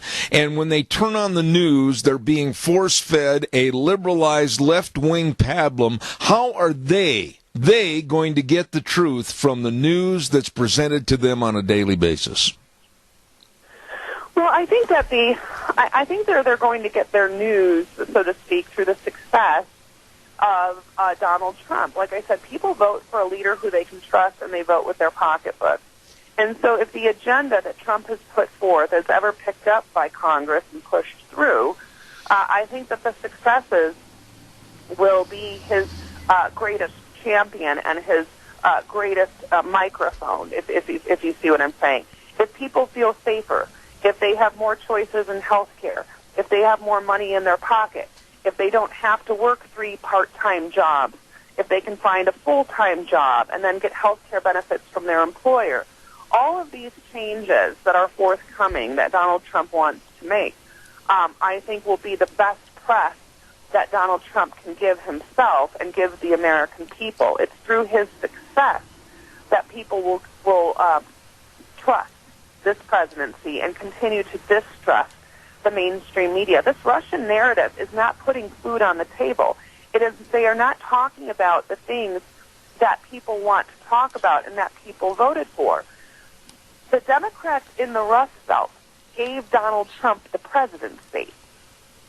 And that's what the Democrats refused to accept. Hillary Clinton did not believe Wisconsin was important enough for her to even set foot in that state and campaign. And for the first time in 50 years, Wisconsin went to a Republican president.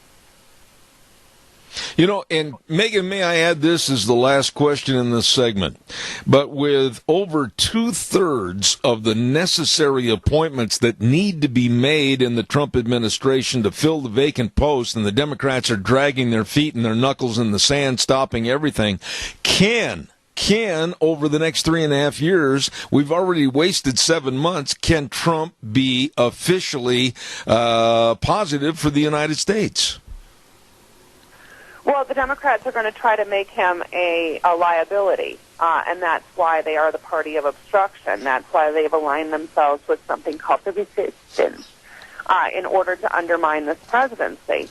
But the Democrats are going to continue to lose elections if they do not have a message that inspires, if they do not have a plan that creates jobs, that if they do not have a plan to fix Obamacare, they will continue to lose. So no matter how many obstructionist efforts or legislative tricks that the Democrats use, Donald Trump just tweeted out, and that's why I love his tweets, and that's why the press hates his tweets. He's called out the Democrats installing his nominees, and he's called them out as obstructionists. And these are how also people are going to get their news. And I see more and more people going to Twitter so they can follow what the president says without the biased filter of the mainstream media. One last thought, and I've got to ask you this. Give me a relatively short answer on this. James Comey, not done with him yet. What do you think about some of that information that was leaked, possibly illegally, to the New York Times and other sources? Well, first of all, the FBI needs to be drained. That's the swamp. McCabe needs to be fired. Mueller needs to be fired. The Assistant Attorney General needs to step down. and we need to start investigations into those within the FBI that have been politicized and that have not upheld the rule of law based on their political affiliations, James Comey included. I tell you what, I really enjoy having this lady on the program. Megan Barth, founder and proprietor of ReaganBabe.com. You are always welcome on this program, Megan. Thank you so much. Happy to return. Thank you so much for having me. Thank you. Very, very sharp lady and understands everything, the intricacies of politics, and I appreciate her on the program, Megan Barth.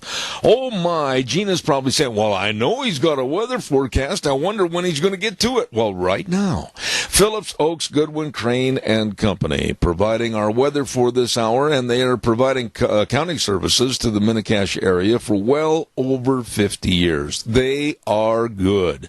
With the best of tax return preparation, tax planning, financial statement preparation, payroll services, retirement planning, and so much more. 2 locations to serve you, one in Burley, one in Rupert, and please contact them today. Phillips, Oaks, Goodwin, Crane, and Company. And right now, here's the lovely Gina with the weather.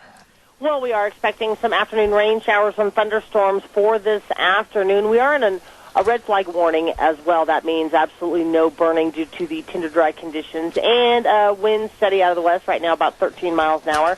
Otherwise, sunny skies for today, high of 87. Tonight we are looking at clear skies, low of 57. For tomorrow, sunny and 93. Looks like sunny and 95 for Thursday, and as we get closer to the weekend on Friday, sunny and 93. Right now we're sitting at 72. I need to talk to you in a minute, and I want to get this in. Don't forget, folks, we're so blessed to have Phillips, Oaks, Goodwin, Crane, and Company as our sponsor for the weather this half hour, with locations at 1710 Overland in Burley and 625th Street in Rupert, serving and providing accounting services to the Mini-Cash area for well over 50 years. Professionals that really care and can and will help you. Phillips, Oaks, Goodwin, Crane, and Company. You know, Gina, you said that we've got a red flag in the area for burning and everything else. Just the other evening, I saw some guy with the IQ of a hockey puck drive down the road and throw a lit cigarette out right in the barrel pit by a wheat field that is starting to really turn and get ready for harvest. Why don't people realize, not now. It's very dry and serious. Yeah, use your ashtray. That's what those are there for. Amen. Yeah. The carelessness factor is probably attributable to, I'd say, 85% of the problems we have with fires anyway. Well, it is. And okay, so I didn't tell you this story, but it has happened a couple weeks ago. Apparently, our neighbor, because and this is at the place in Jerome, they usually burn their trash and things on Sunday. Well, they had been burning, and they had left their fire go. They had let it smolder. And it didn't go completely out. And so when the wind picked up the next day, it swept across 4 county lots. You're kidding. Got into our back lot. Almost burnt my 71 Chevy truck. Luckily, there was, and that's our next door neighbor. The neighbor right next to him he had come home, and he was the one that saw that the fire was burning. Oh my! So he started fighting the fire by himself. Then he comes running over. James was in the shop, and he had all the doors closed, and so he had no clue because there's no windows, where he works. Oh my! And so he hears a banging on the door. It's the neighbor saying, "There's a fire. I mean, there's a fire. There's a fire." So they run out there and, got everything put out. But, we sustained damage to our fence, burned a lot of our weeds, which, hey, yay, but that's not the point. They had dogs in their backyard.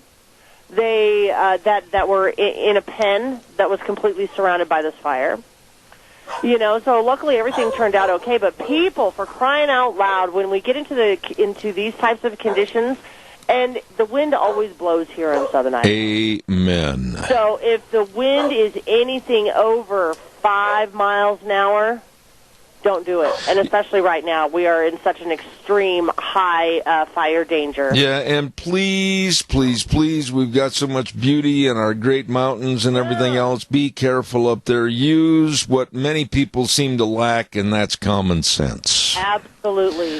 If you pack it in, Pack it out. Yeah, and that's something else right there. I have complained, and I was talking about this yesterday on the program, and I know you and I have talked about this in years past. I am sick and tired of the absolute destitute of any gray matter between their ears of people throwing garbage on my front lawn as they drive by. I don't care if you had a double bacon cheeseburger. I don't care if you had a double order of fries and a great big Coke.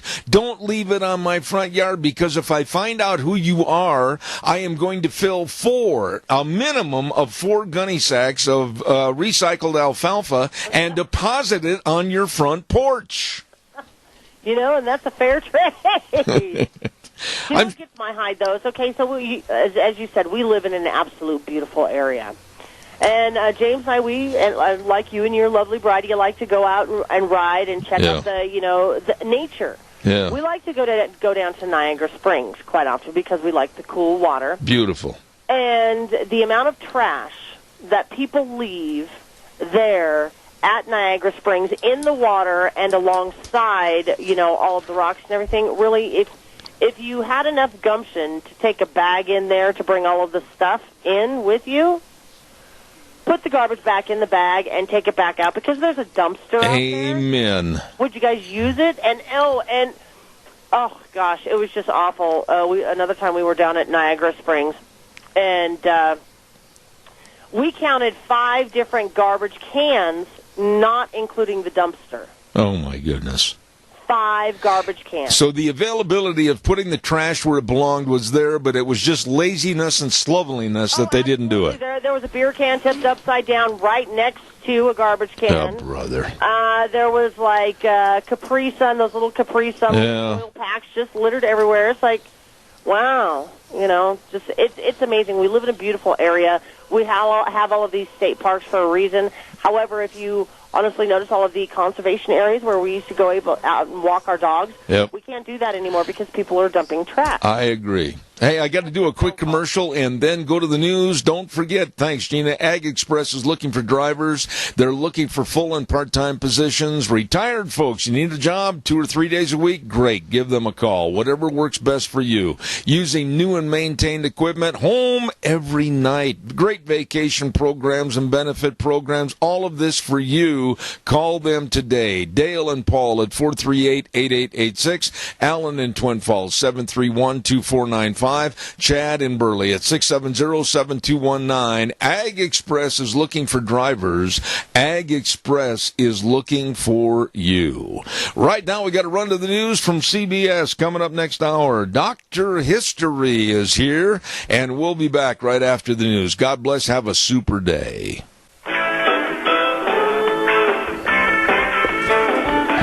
I hear that music, and it means I'm supposed to get back on the air and say, on this program, in this great United States of America, we have the best of guests, and always with pride in America. Zebeth Ranch, and of course our major sponsor, your Magic Valley Les Schwab Tire Centers, all 7 locations serving you. And of course some of our great advertisers like Western Way Services, always at your disposal. Be sure and get a hold of them today, 734-6969. We're going to have Dr. History on momentarily, but I also want to remind you on Thursdays we have a program at 10:10 on Thursdays called Cassia County School Days, brought to you by A Child's World at 1308 Overland and Burley for all the baby clothing and the baby birthday presents, and of course all the baby furniture, the cribs, the changers and everything. And of course too, if you wear scrubs, they've got all the Cherokee scrubs and shoes too at A Child's World, 1308 Overland in Burley. Hold the paper still, Dr. History. And then also I want to remind you about Ambulatory Surgery Center at 1344 Highland Avenue in Burley, 677-8888. Oh my goodness, for all your outpatient surgeries like cataract surgeries, glaucoma surgeries, colonoscopies, all there for you and save you money. 677-8888. Ambulatory Surgery Center in A Child's World, bringing you school days in Cassia County. Now go ahead and ruffle the papers. Good morning. Hey, I'm just checking out my story here. I mean, man, that's disconcerting when you hear this in the background going. Yeah, I didn't hear it. How you doing today, Zeb? I'm good. Good. I hope everything's warm enough for you? Just warm. We played on the river yesterday a little bit. I was not invited. Well, your phone was busy. Might have been, but I heard you start up the boat. Oh, okay. Well, next time we go, you're going to have to come down and go for a ride. You're going to have to promise that. All right. You live right on the river, don't you? Yeah. That's what I thought. I've been by your place. Yeah. Between Burley and Declo. Yeah. Yep. Beautiful area. Love it over there. Yeah.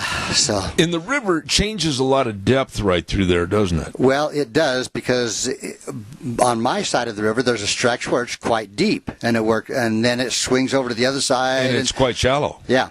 Yeah. So there's definitely a channel. Yeah, through there. really. Yeah. Okay, what are we going to talk about today? We're going to talk about the Alamo. Oh, battle. One of my favorite parts of history. And so the question is, was there a coward at the Alamo? Now, history has changed things a little bit. It has. And there was supposedly a coward at the Alamo, and then there was also a couple of people that were told they could leave. Okay. Well, Go ahead. We're going to talk about this guy. Okay.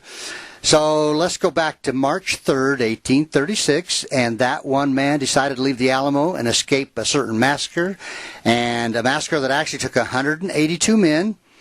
And they knew they were going to get killed. Mm-hmm. So March 6th, shortly after 9 a.m., General Santa Anna, President of Mexico, rode into the courtyard of the mission of San Antonio.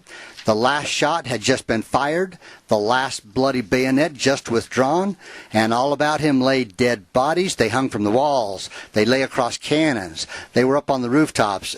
But all the defenders, 182 Texans, Tennesseans, British, Irish, and Scots, were dead. They were all dead. But don't you think this would be an appropriate place to also mention those 182 defenders of the Alamo, they took a huge toll on Santa Anna. 1,600. Yep. They killed 1,600. And these were the elite Mexican army. But the surviving Mexican soldiers were spent. They were tired because they'd been fighting since midnight. They'd been going all day long in that heat. But, although it had been bitterly fought for and expensively attained, there's never been any doubt of the outcome. But for some reason, there was really no joy in their victory. For some reason, they just... how could there be? Yeah. How could there be? With all the dead, Anyway, in fact, there was a fellow by the name of Francisco Alcade of San Antonio, and he identified the bodies of the Texan leaders. Okay, he found the commander, Colonel William B. Travis, lying across his cannon. James Bowie was on his cot in one of the upper rooms in the barracks, surrounded by dead Mexicans. And after considerable searching, he found David Crockett, and he was found at the entrance to the church, and again, almost buried under a pile of the Mexican soldiers. Let me ask you right there, though, Doctor, with all the so-called historical reports of what happened and who died where, etc., has history kind of collided with Hollywood? Is everything that we see and hear fairly accurate? It's been a long, long time since I've seen the movie about the Alamo, and I really don't remember. So, I go by things like this where I feel like this is an accurate depiction of what happened. Now, there were some survivors that were permitted to live. There was a Mrs. Dickinson, and she was wife of one of the officers, her young daughter, and 2 servant boys, and they were spared. Now, at Santa Anna's order, all of the rebels' bodies were sandwiched with layers of logs and then burned. So they cremated all of the body. And that part was in the 1970s portrayal of the Alamo with John Wayne. And then the 1,600 dead Mexican soldiers were buried, and actually they threw some into the San Antonio River for whatever reason, I don't know, but...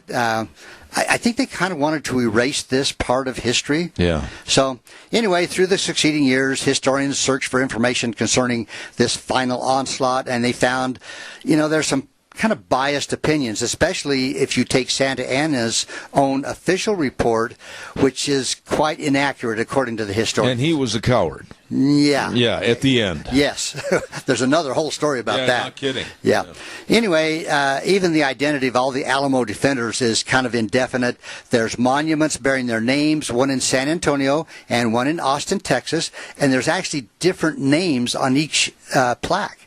But during the 50 years, evidence has been uncovered confirming as a fact that a legend that one man left the Alamo just before the last attack. And that's the guy we're going to talk about. So his story has kind of become a new page in history, which records in detail events immediately preceding the final assault by over 5,000 Mexican soldiers against this little mission. 182, 5,000 of the best Mexican soldiers. It makes you wonder how. Yeah. How could 182 people stave off for, what was it, 13 days? Yeah. Unbelievable. Yeah. But anyway, his escape through the Mexican army lines across miles of hostile country to his home in East Texas is described, and newly discovered actual court records and letters tell of his life, his attempts to live after he deserted the Alamo. And it wasn't pleasant. But the Alamo had been, as we said, 10 days under siege, 10 days of hope for relief or assistance. And, at last the men within its walls were informed that, it was hopeless. Their commander, Colonel Travis, he's assembled all of them in the courtyard and for the first time revealed the facts. And this is the thing that stuck out in my mind about that old movie, okay? In a stirring speech, he told them that the opposing soldiers were the cream of the Mexican army. No assistance was coming to the Texans, as none was available, and it was too late to accept Santa Anna's surrender terms. Right. So, Travis said an escape was impossible.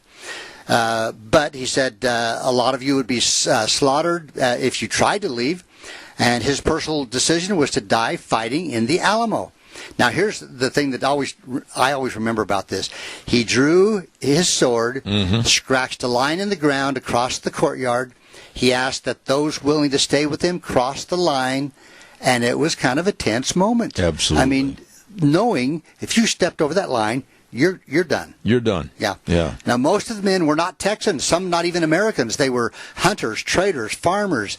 A few were soldiers. One was a professional politician. Yeah. None wanted to die, but it was obvious that something projected by Travis's speech compelled them to cross the line to accept the inevitable death. And right there, if you put that in terms of today and how the American mind has changed in this country for what we live for, died for, and hold in great reverence, I wonder how many people would stay today. That's a great question. And, I've read a lot of war stories about our soldiers even today in Iraq, Afghanistan, and there are truly amazing, brave men. Yeah.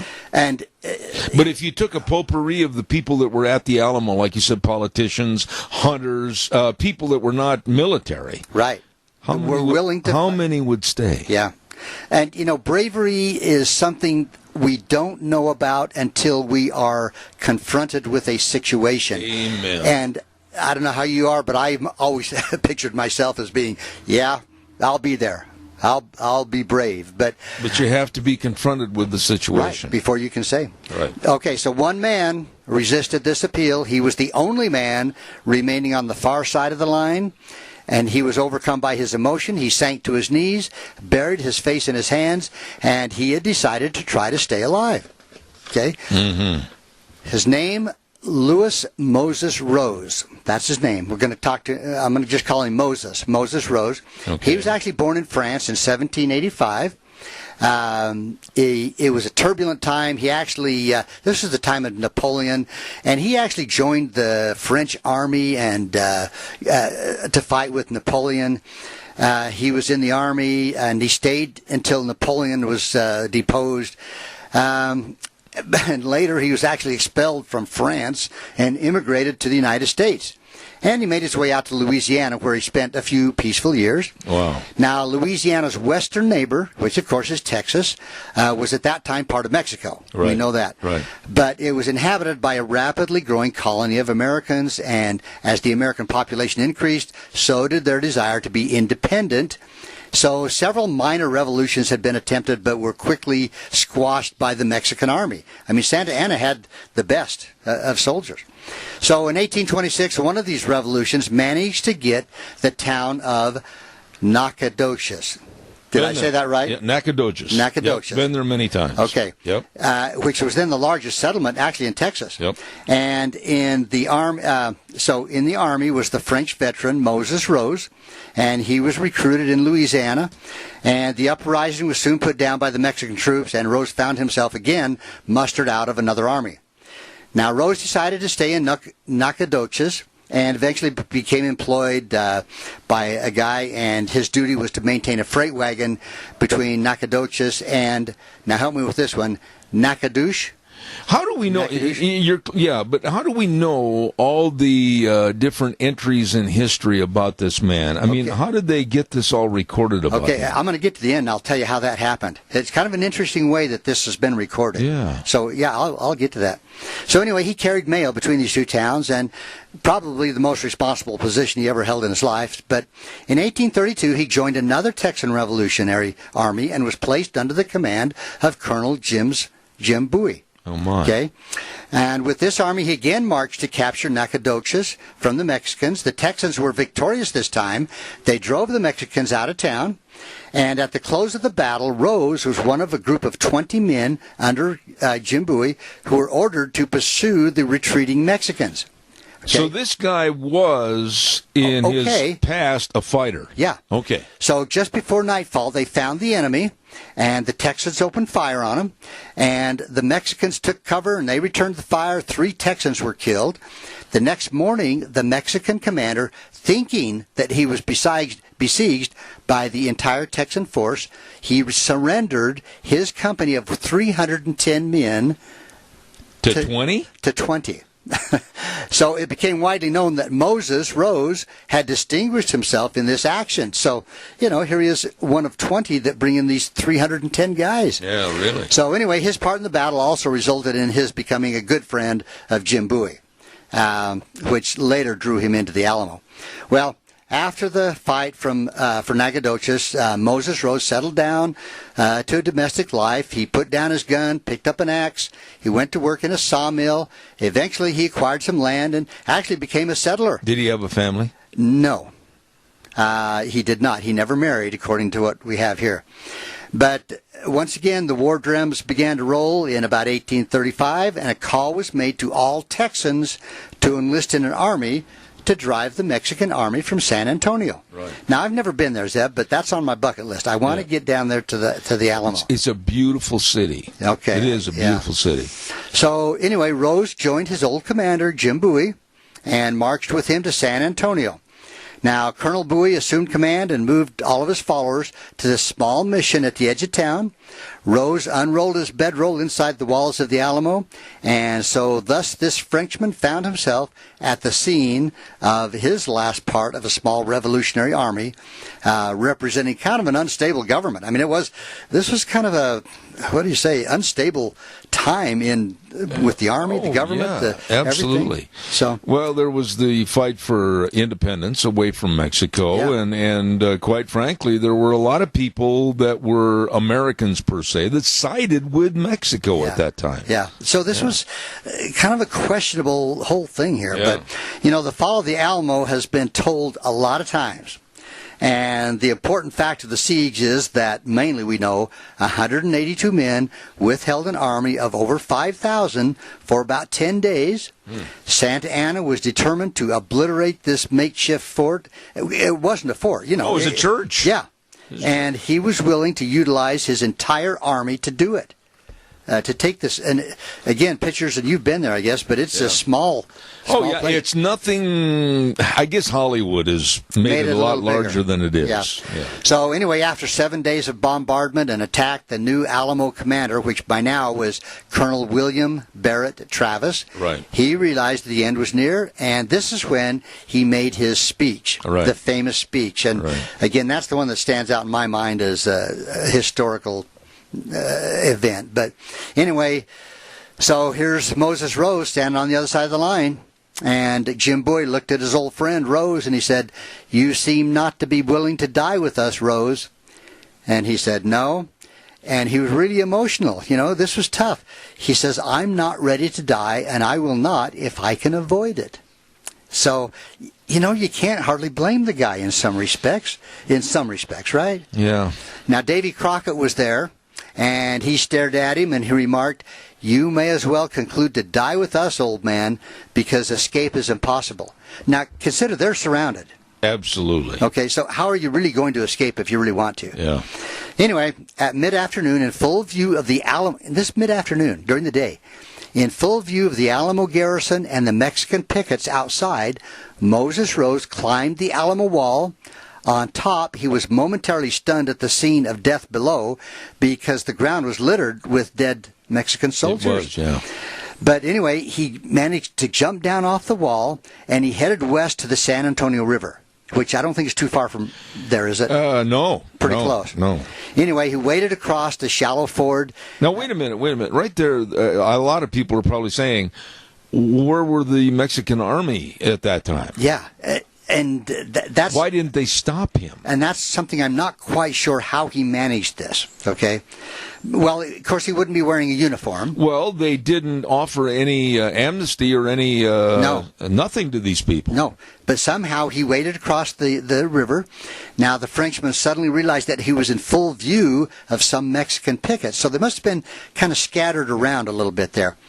But instinctively, he turned into the town of San Antonio, which offered the only immediate shelter. Now, the Mexicans unaccountably allowed him to go unchallenged, and they think partly is because this guy was kind of a dark-skinned guy, kind of swarthy looking, and he spoke Spanish, and so I think maybe they thought that he was Mexican. And that's my only conclusion as to how he was able to get through. Amazing. Anyway, he hurried through the old Plaza Rose, was aware that the town seemed deserted.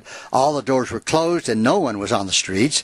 And about a quarter mile out of town, he heard the renewal of the Mexican bombardment on the Alamo. See, he knew they were getting hit. Right. So by now it was dark, and he was wandering through the dark with the prickly pears, and he got pierced by these thorns. I mean, it was rough going. But in spite of this, he kept going, and I know we're getting out of time here, Zeb, so I just want to finish this up. We might have to have a continuation next week with what happened at the follow-up battle. Okay. Well, I'll just finish up his story. But, he kept walking, and most of the homes in central Texas had been deserted by families because they were trying to get away from the Mexican army. Right. Well, Rose stayed at several of these vacated cabins, and it was several days before he finally managed to get to a home that had people in it. And when he made his next stop, it was at the home of a guy named Zuber, and he startled his friend by being alive because they thought he was dead. Now, this is where how we know what happened, Zeb. At the Zuber's home, Rose received his first care for all the thorns and stuff that was in his legs and one thing and another. But he told his friend the full story. Now, Mrs. Zuber had him repeat the account until she had it memorized word for word. Okay. Now, some months later, her son William, released from the Texas Army, returned home and was told the story, and he promptly recorded it and left the only written record of what had happened on the third and last day in the Alamo, as told by this man, this Frenchman, Moses Rose. So basically, we can be almost like 95% sure that what happened. Right. Yeah. Now, the bad thing about this guy is that there was a lot of people that were upset with him because they feel like he deserted their husbands and their sons, and he was abused basically by the people somewhat. And anyway, he made his way back to Nacogdoches, and he'd have been better off to leave the area. He entirely. Really should have. Yeah. And he actually died penniless. He didn't have any money. Yeah. He must have wondered a few times, did I make the right decision? And ironically, though, his name is actually listed on some of these monuments as being one of the people killed at the Alamo. I did not know that. Yeah. And really, the only place that's accurate is his gravestone in a little place called between the towns of Alto and Rusk, Texas. Ever heard of those? Probably tiny places. Yeah. Anyway, there's an inscription on the marker. It just basically says Moses Rose, and that's it. That was his story. And when did he die? Do you have that? The Battle of the Alamo was 1836, and I was just curious. 1860 looks to be about the time that he died. So about 24 years later. Yeah. Okay. Yep. I'll be darned. Moses Rose. Yeah, and again, when you think of bravery, well, here's three guys right here. Yeah. Jim Bowie, Davy Crockett, and Travis. What about, quickly, I've only got a minute, and then I got to do a commercial break before the bottom of the hour. The claims against Davy Crockett and his attitude at the Alamo. You've heard these stories. Yeah. I tend, I like heroes, and I tend to think that Davy Crockett, I sang his song all the time when I was a kid. Davy Crockett. And Jim Bowie. I mean, these guys just are heroes in my book. I'd like to think so, too. Doc, thanks. That was an excellent report on that. Thank you. Let's do the follow-up next week as to what happened at the Battle of San Jacinto. I've got that. Okay, good. Hey, by the way, before you leave, I want to tell everybody about our dear friends over at Oakley. They're going to have a ripping good Oakley Pioneer Days, July 14th all the way through the 22nd. What's happening this week on Friday and Saturday? You got to get there. 2 big nights of the 9th annual Bump and Rub 4-cylinder car race. Rules? Yeah, maybe. It's going to be wild and woolly. Everybody tried to be there. They're going to have team ropings and gymkhanas and rodeos and all kinds of great fun at the museum and basketball tournaments. All of this and so much more for the 2017 edition of the Great Oakley Pioneer Days in Oakley. Don't miss it with the theme, Our Pioneer Heritage, Past, Present, and Future. We also want to thank some of the businesses that are involved in promoting Oakley Pioneer Days, including Searles at 106 North Center in Oakley, Gas, Grub, and Goodies, and oh my goodness, they've got the best burgers and fries, specialty buns baked fresh every day at Searles in Oakley.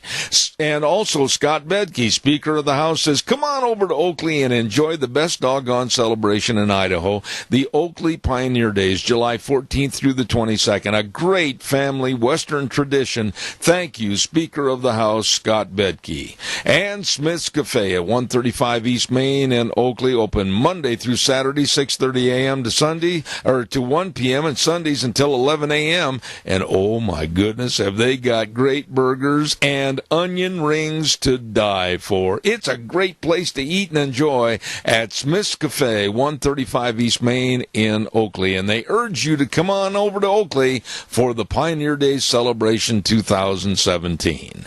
Right now, we're going to turn this back over to our main studios and be back in just a moment with more Zeb at the Ranch. And now, back to Zeb at the Ranch on AM 1230 KBAR. To reach Zeb, call 436-2244 or toll free 1-866-927-4587. And now, here is Zeb. And welcome back into our last half hour. And at this time, I'm going to ask Gina if she could please let us have a good word for the Silver State Stampede. Grab your hat and kick up your heels as the Silver State Stampede thunders into Elko for 3 big nights, July 13th through the 15th, for family entertainment at its best. This PRCA-sanctioned event brings you the thrill of pro riders going head-to-head, then local cowboys trying their luck in the world-famous Ring of Fear, set to thrill audiences all 3 nights. Enjoy the kickoff party on Thursday with Old West bronc riding, mutton busting, trade show, mechanical bull, fantastic food and treats, live music with the Jeff Palmer Band, and so much more. Tickets are on sale now at Roy's, the J.M. Capriola Company, the Moot Barn, IFA, and the Elko Chamber Office. Make your plans now to be at the Elko County Fairgrounds for the thrills and spills for the 2017 Silver State Stampede. For more information, call 775-934-2392. The 2017 Silver State Stampede. Don't miss it. Absolutely looking forward to it, and right now I'm looking forward to having this gentleman back on my program. And his name is Dr. Herb London, and he's the president of the London Center for Policy Research and author of a great book called Leading from Behind, the Obama Doctrine and the U.S. Retreat from International Affairs. Good morning, Herb. How are you? I'm doing well. Nice to hear your voice. Well, it's good to have you back on the program, and I've got to tell you that I want to start off the questioning and the answering this morning with this statement and let you pick it up from there. I really am concerned as a father, grandfather, and husband, and caring about my friends and community about the situation with North Korea, because I think this problem has been allowed to exacerbate itself through the last 8 years of the Obama administration, and now I don't see anything that can be solved without possibly a push of the button. Am I wrong? Well, I think you are wrong, and at least I hope you're wrong. The fact is that there are always pressures that are possible in international affairs, notwithstanding the fact that Kim Jong-un is a very erratic personality. He's erratic, but he's not irrational. If he were irrational, he would not understand the notion of extortion, which he has then managed to use as a very effective tool in obtaining the food and fuel that are necessary to sustain the North Korean economy. Every time he engages in a test, the West goes through a period of appeasement. So I do think that he's not completely irrational. As a consequence, there are things that can be done. You can freeze all of the North Korean assets worldwide. You can engage in a regime of sanctions against North Korea, in which case any nation that deals with North Korea is incapable of dealing with the United States. We could certainly put more pressure on the Chinese, and obviously that's the key, since the Chinese control the beast in the cage, to speak metaphorically. And then the last and perhaps most significant development, we could say to the Japanese, you ought to revise your constitution, which has Article 9 prohibiting the development of nuclear weapons. If the Japanese were to consider the development of nuclear weapons, and I realize it's difficult, but if they were to do so, the Chinese would jump into a negotiating table and would put a lot more pressure on North Korea. The last thing in the world they want to see is a Japan with nuclear weapons changing the correlation of forces in Asia. So I do think there are things that can be done. I think that the military option must remain on the table. I don't think any of the things that I've suggested are easy. I think that all of them require great difficulties, but I do think that the steps that have to be taken should be taken now in order to apply as much pressure on a North Korea that now has the capability of reaching the United States with its ICBMs. So the threat is real, and I think we've got to take steps accordingly. Dr. London, as you look back, which it's always 20/20 vision in hindsight, but as you look back over the last 8 years with the Obama administration and basically using one of the words you used a moment ago, the word appeasement, what are your thoughts about what Obama did or did not do to protect us more during the 8 years? Well, look, Obama's view was that the United States could lead from behind, an absolutely absurd notion. It was misguided from the beginning.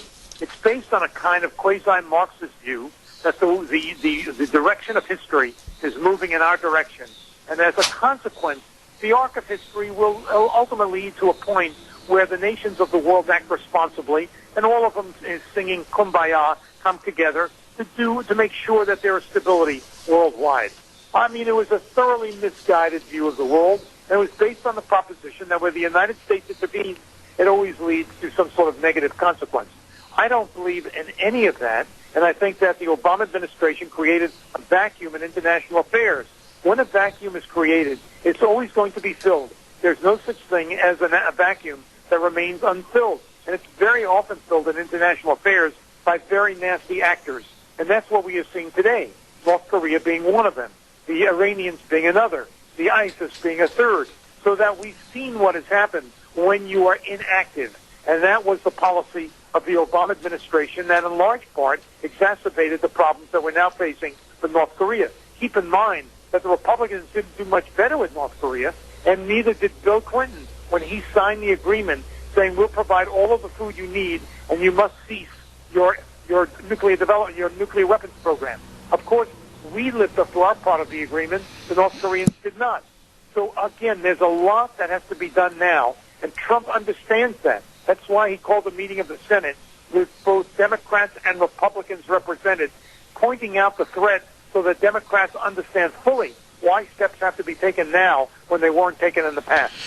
You know, Dr. London, you know about the past administrations, and you're now learning probably more every day about the Trump administration. What are your thoughts about this man and his people that worked for him as far as Trump's ability to really hold at bay, if you will, all the evils in the world? Is this man, Donald Trump, doing the job that you thought he could? Well, look, it's a little premature to make any final judgment on Donald Trump. I think the directions are quite appropriate. If you look at the Riyadh speech that Donald Trump gave, he made it clear that a defense condominium in the Middle East is the only way to preserve some form of stability in an area that is known nothing but pathology. So I do think that he understands that. He also understands that we need a counterweight to the Iranians after the tilt that has been engaged in by the Obama administration toward Iran. And then as far as the Far East is concerned, he also is aware of the fact that China is not necessarily an enemy, but certainly not a friend.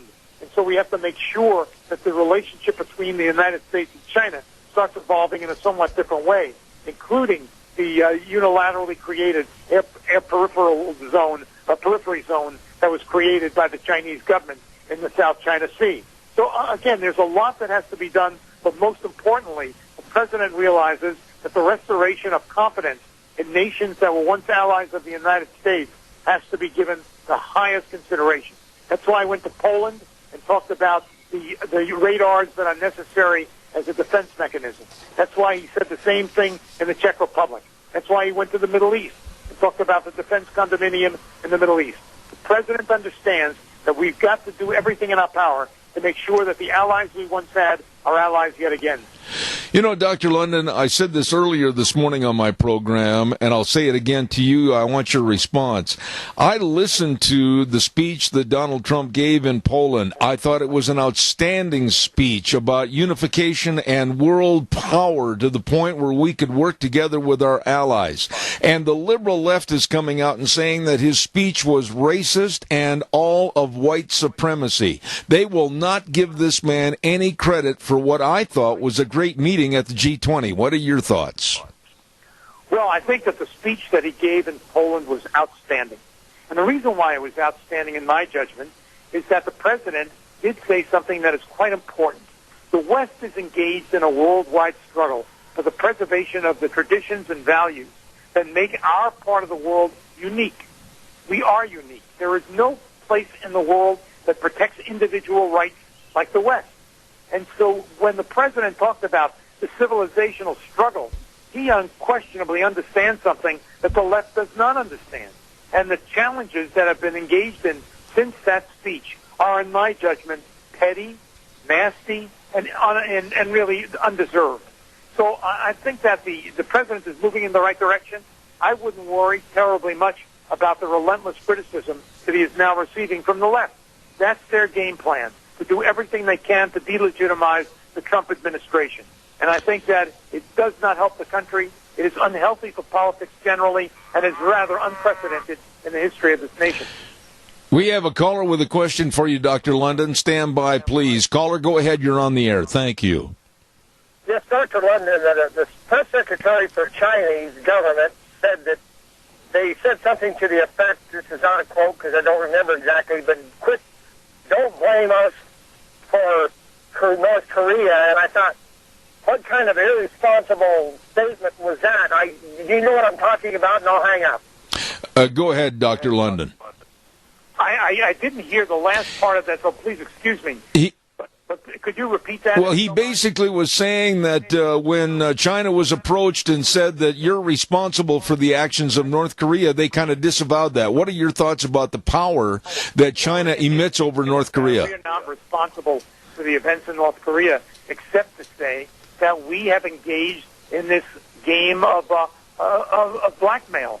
The blackmail that Korea has engaged in started with the grandfather of Kim Jong-un, and then was passed on to the father of Kim Jong-un, and now continued by Kim Jong-un. We have been responsible in the sense that we provided the food when they've requested it, but they haven't lived up to their part of the agreement. It's understandable that Clinton didn't want to go to war when he signed that agreement with North Korea, but he said, look, you will get all of the food you need, but you must cease your nuclear weapons program. When they did not cease, no action was taken. So in a way, the United States is partially responsible for the problem by acting so irresponsibly in the past when there was an opportunity to put a clamp on the North Koreans and the way in which they've engaged in research for these weapons of mass destruction. Let me ask you this question in the time remaining here in our segment, Doctor, but this administration is lacking about 2/3 of the appointments necessary for the various positions within the administration of Trump's regime, if you will, back in D.C., and it really kind of hampers and hamstrings his ability to get things done in an efficient manner. And it's after 7 months the Democrats are still trying to block everything. What are your thoughts going forward for the next 3.5 years? Well, I think that the president has to delegate responsibility, something he appears reluctant to do. There are about 1,500 appointments that have to be made, as you've suggested.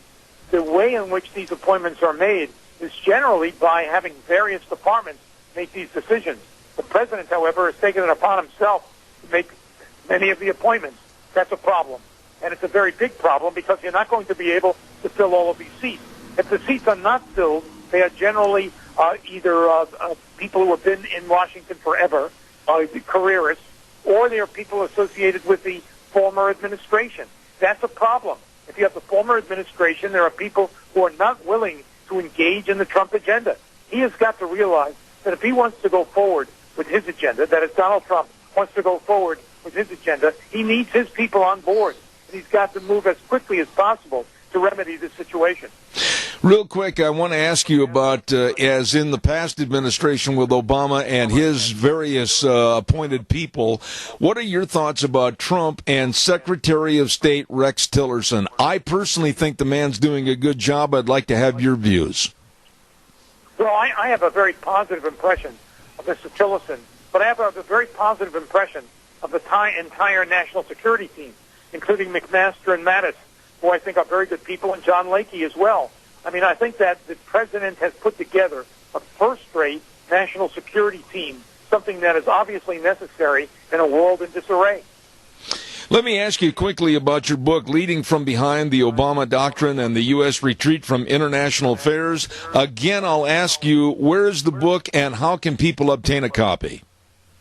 Well, the book is available at Amazon. It's relatively inexpensive at $15.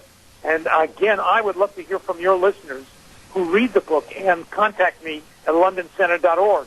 I am always interested in the way in which people think about foreign policy matters. And it strikes me that at this moment where we have so many difficulties on the world stage, it's important to start thinking about this not merely from the point of view of experts, but from the point of view of the public, who thinks about what the United States should be doing, when it should be doing it, and under what circumstances. We can no longer play the role of policemen in the world. I hate that cliche because we were never policemen in the world. But we can no longer play the role that we once did in the past, largely because we don't have the resources to do that. But we can still provide the leadership that is necessary to make sure there's as much stability in the world as possible. And that is something that was neglected by Obama, who by and large created what I would describe as a vacuum in both international affairs as well as local affairs. So his foreign policy was neither foreign nor policy. It really wasn't a policy, and it had nothing to do with foreign states, since the president didn't believe that the United States could act appropriately anywhere in the world. Very well stated, and I hope you'll come back on this program in the near future. Foreign policy analyst and great author, Dr. Herb London. Thank you, sir, for being on the program, and I'll be in touch. Thank you again. Always a pleasure to be with you. Thank you very much. You're very welcome, sir. Thank you. There's a man that really knows about the foreign policy, good, bad, and ugly of the past administration and how it relates to today with the Trump administration, Dr. Herb London. Right now, oh my goodness, I got to get a weather forecast on here. My heavens, Gina's probably saying, "What are you doing, fat man? We got to hurry." All right. Scarrows Meats, 331 North Road, Jerome sponsors our weather for this hour. And Don Scaro and the crew, the very best of retail meats over at their location in Jerome. 324-7657, the number to call. Or you can go to their website, scaromeats.com. All the delicious breakfast sausages, the bratwurst. I love bratwurst in the summertime on a soft bun with onions and cheese. And love it. And of course, don't forget they've got the new buckboard bacon, leaner and more economical than traditional bacon in many different flavors. All of this and so much more at Scaro's Meats, 331 North Road, Jerome, and we'll tell you more about them right after the weather forecast. Well, we do have a chance of some severe thunderstorms and heavy rains, but this is going to be later on in the afternoon. Plus, we're still in that red flag warning. That means no burning because of tinder dry conditions. Winds out of the west right now at about 9 miles an hour. Mostly sunny skies for today. High of 87 is what we're expecting. Tonight, clear skies, low of 57.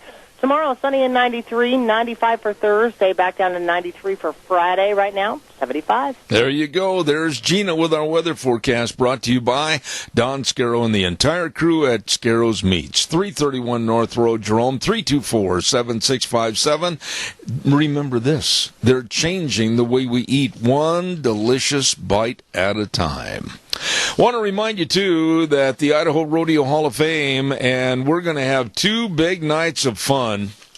July 28th and 29th at the Canyon Crest Event Center, and Friday night the 28th, Tough Enough to Wear Pink Night, and a percentage of the proceeds for that event goes to breast cancer awareness with St. Luke's Foundation. $10 entry fee. Please be there. A lot of fun, a lot of giveaways. Going to be a great night. Then on Saturday night, the 29th, Hall of Fame induction, 5 p.m. social hour, dinner at 6, and then the induction.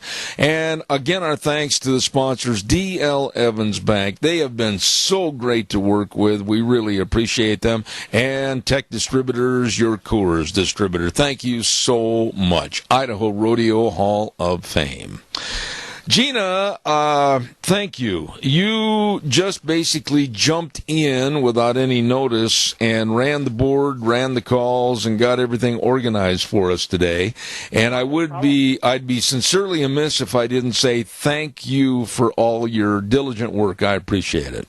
Oh, you are so very welcome. I always consider it a treat when I get to fill in for Damon. It's kind of like, I get to go back and actually chit-chat, and I love this show. I miss the old days. We used to have such a good time, and then you got so highfalutin you left me. I didn't get highfalutin. I just, okay, maybe I did. No, I understand. Believe me, I'm kidding you.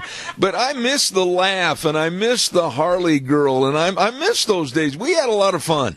We did actually have a lot of fun, and of course, I'm always here for you. And if there's anything you need, which, by the way, am I supposed to be listening for or searching for a jackass sounder? Yeah. Okay, that's all I need. The reason you hit me with that cold turkey, and I wasn't ready for you to say that, but yes, prepared, mister. We're going to have a special award we're going to do weekly. Oh, there is? Yeah. We're going to have a special Jackass Award of the Week. Jackass of the Week. Yeah. And what is the premise of this? Just somebody who does... Being stupid like Bill de Blasio from New York City. Gotcha. Okay, so is this going to national, local... All of the above. All of the above. If you're considered to be a jackass, you're going to win the award. Well, I think all of us have been there a time or two, but I just hope that my name is... Well, you never know. My name might come up on the Never will be on this program because you've been a lifesaver. God bless you. We really appreciate it. Anytime. And so tomorrow, are things going to settle back into regularity, or that almost sounds like a commercial for what? I better be careful. For Metamucil or something? Right, there you go. No, Damon should be back. There, it was a family pet that they were all very, very attached to that had passed away. I'm sorry. And so being a pet lover myself, and I have plenty of fur babies, I get it. And so he called me up yesterday, and he's like, Gina, could you please do this for me? And I'm like, you know what?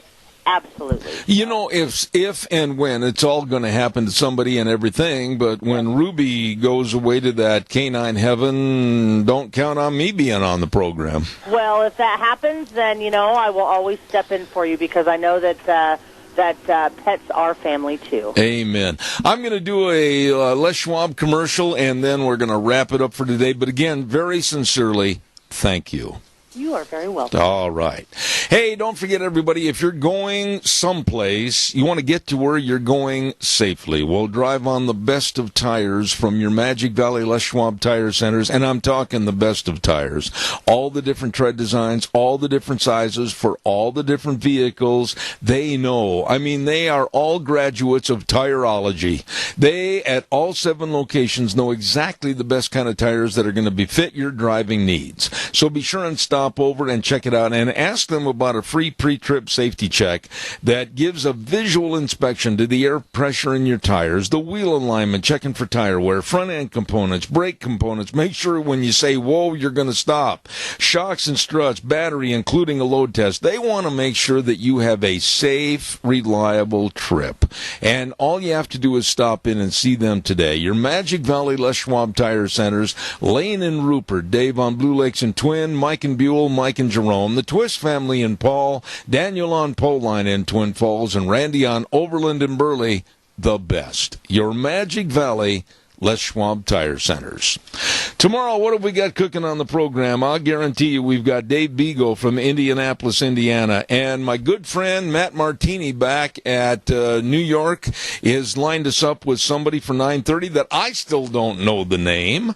And then, of course, at 10:06, we're going to have the incredible Bulk, and that's Kelton Hatch with the Idaho Fishing Game. So all kinds of goodies tomorrow on Zeb at the Ranch, where we always say the way things are the way things ought to be. God bless. See you tomorrow morning at 8:06.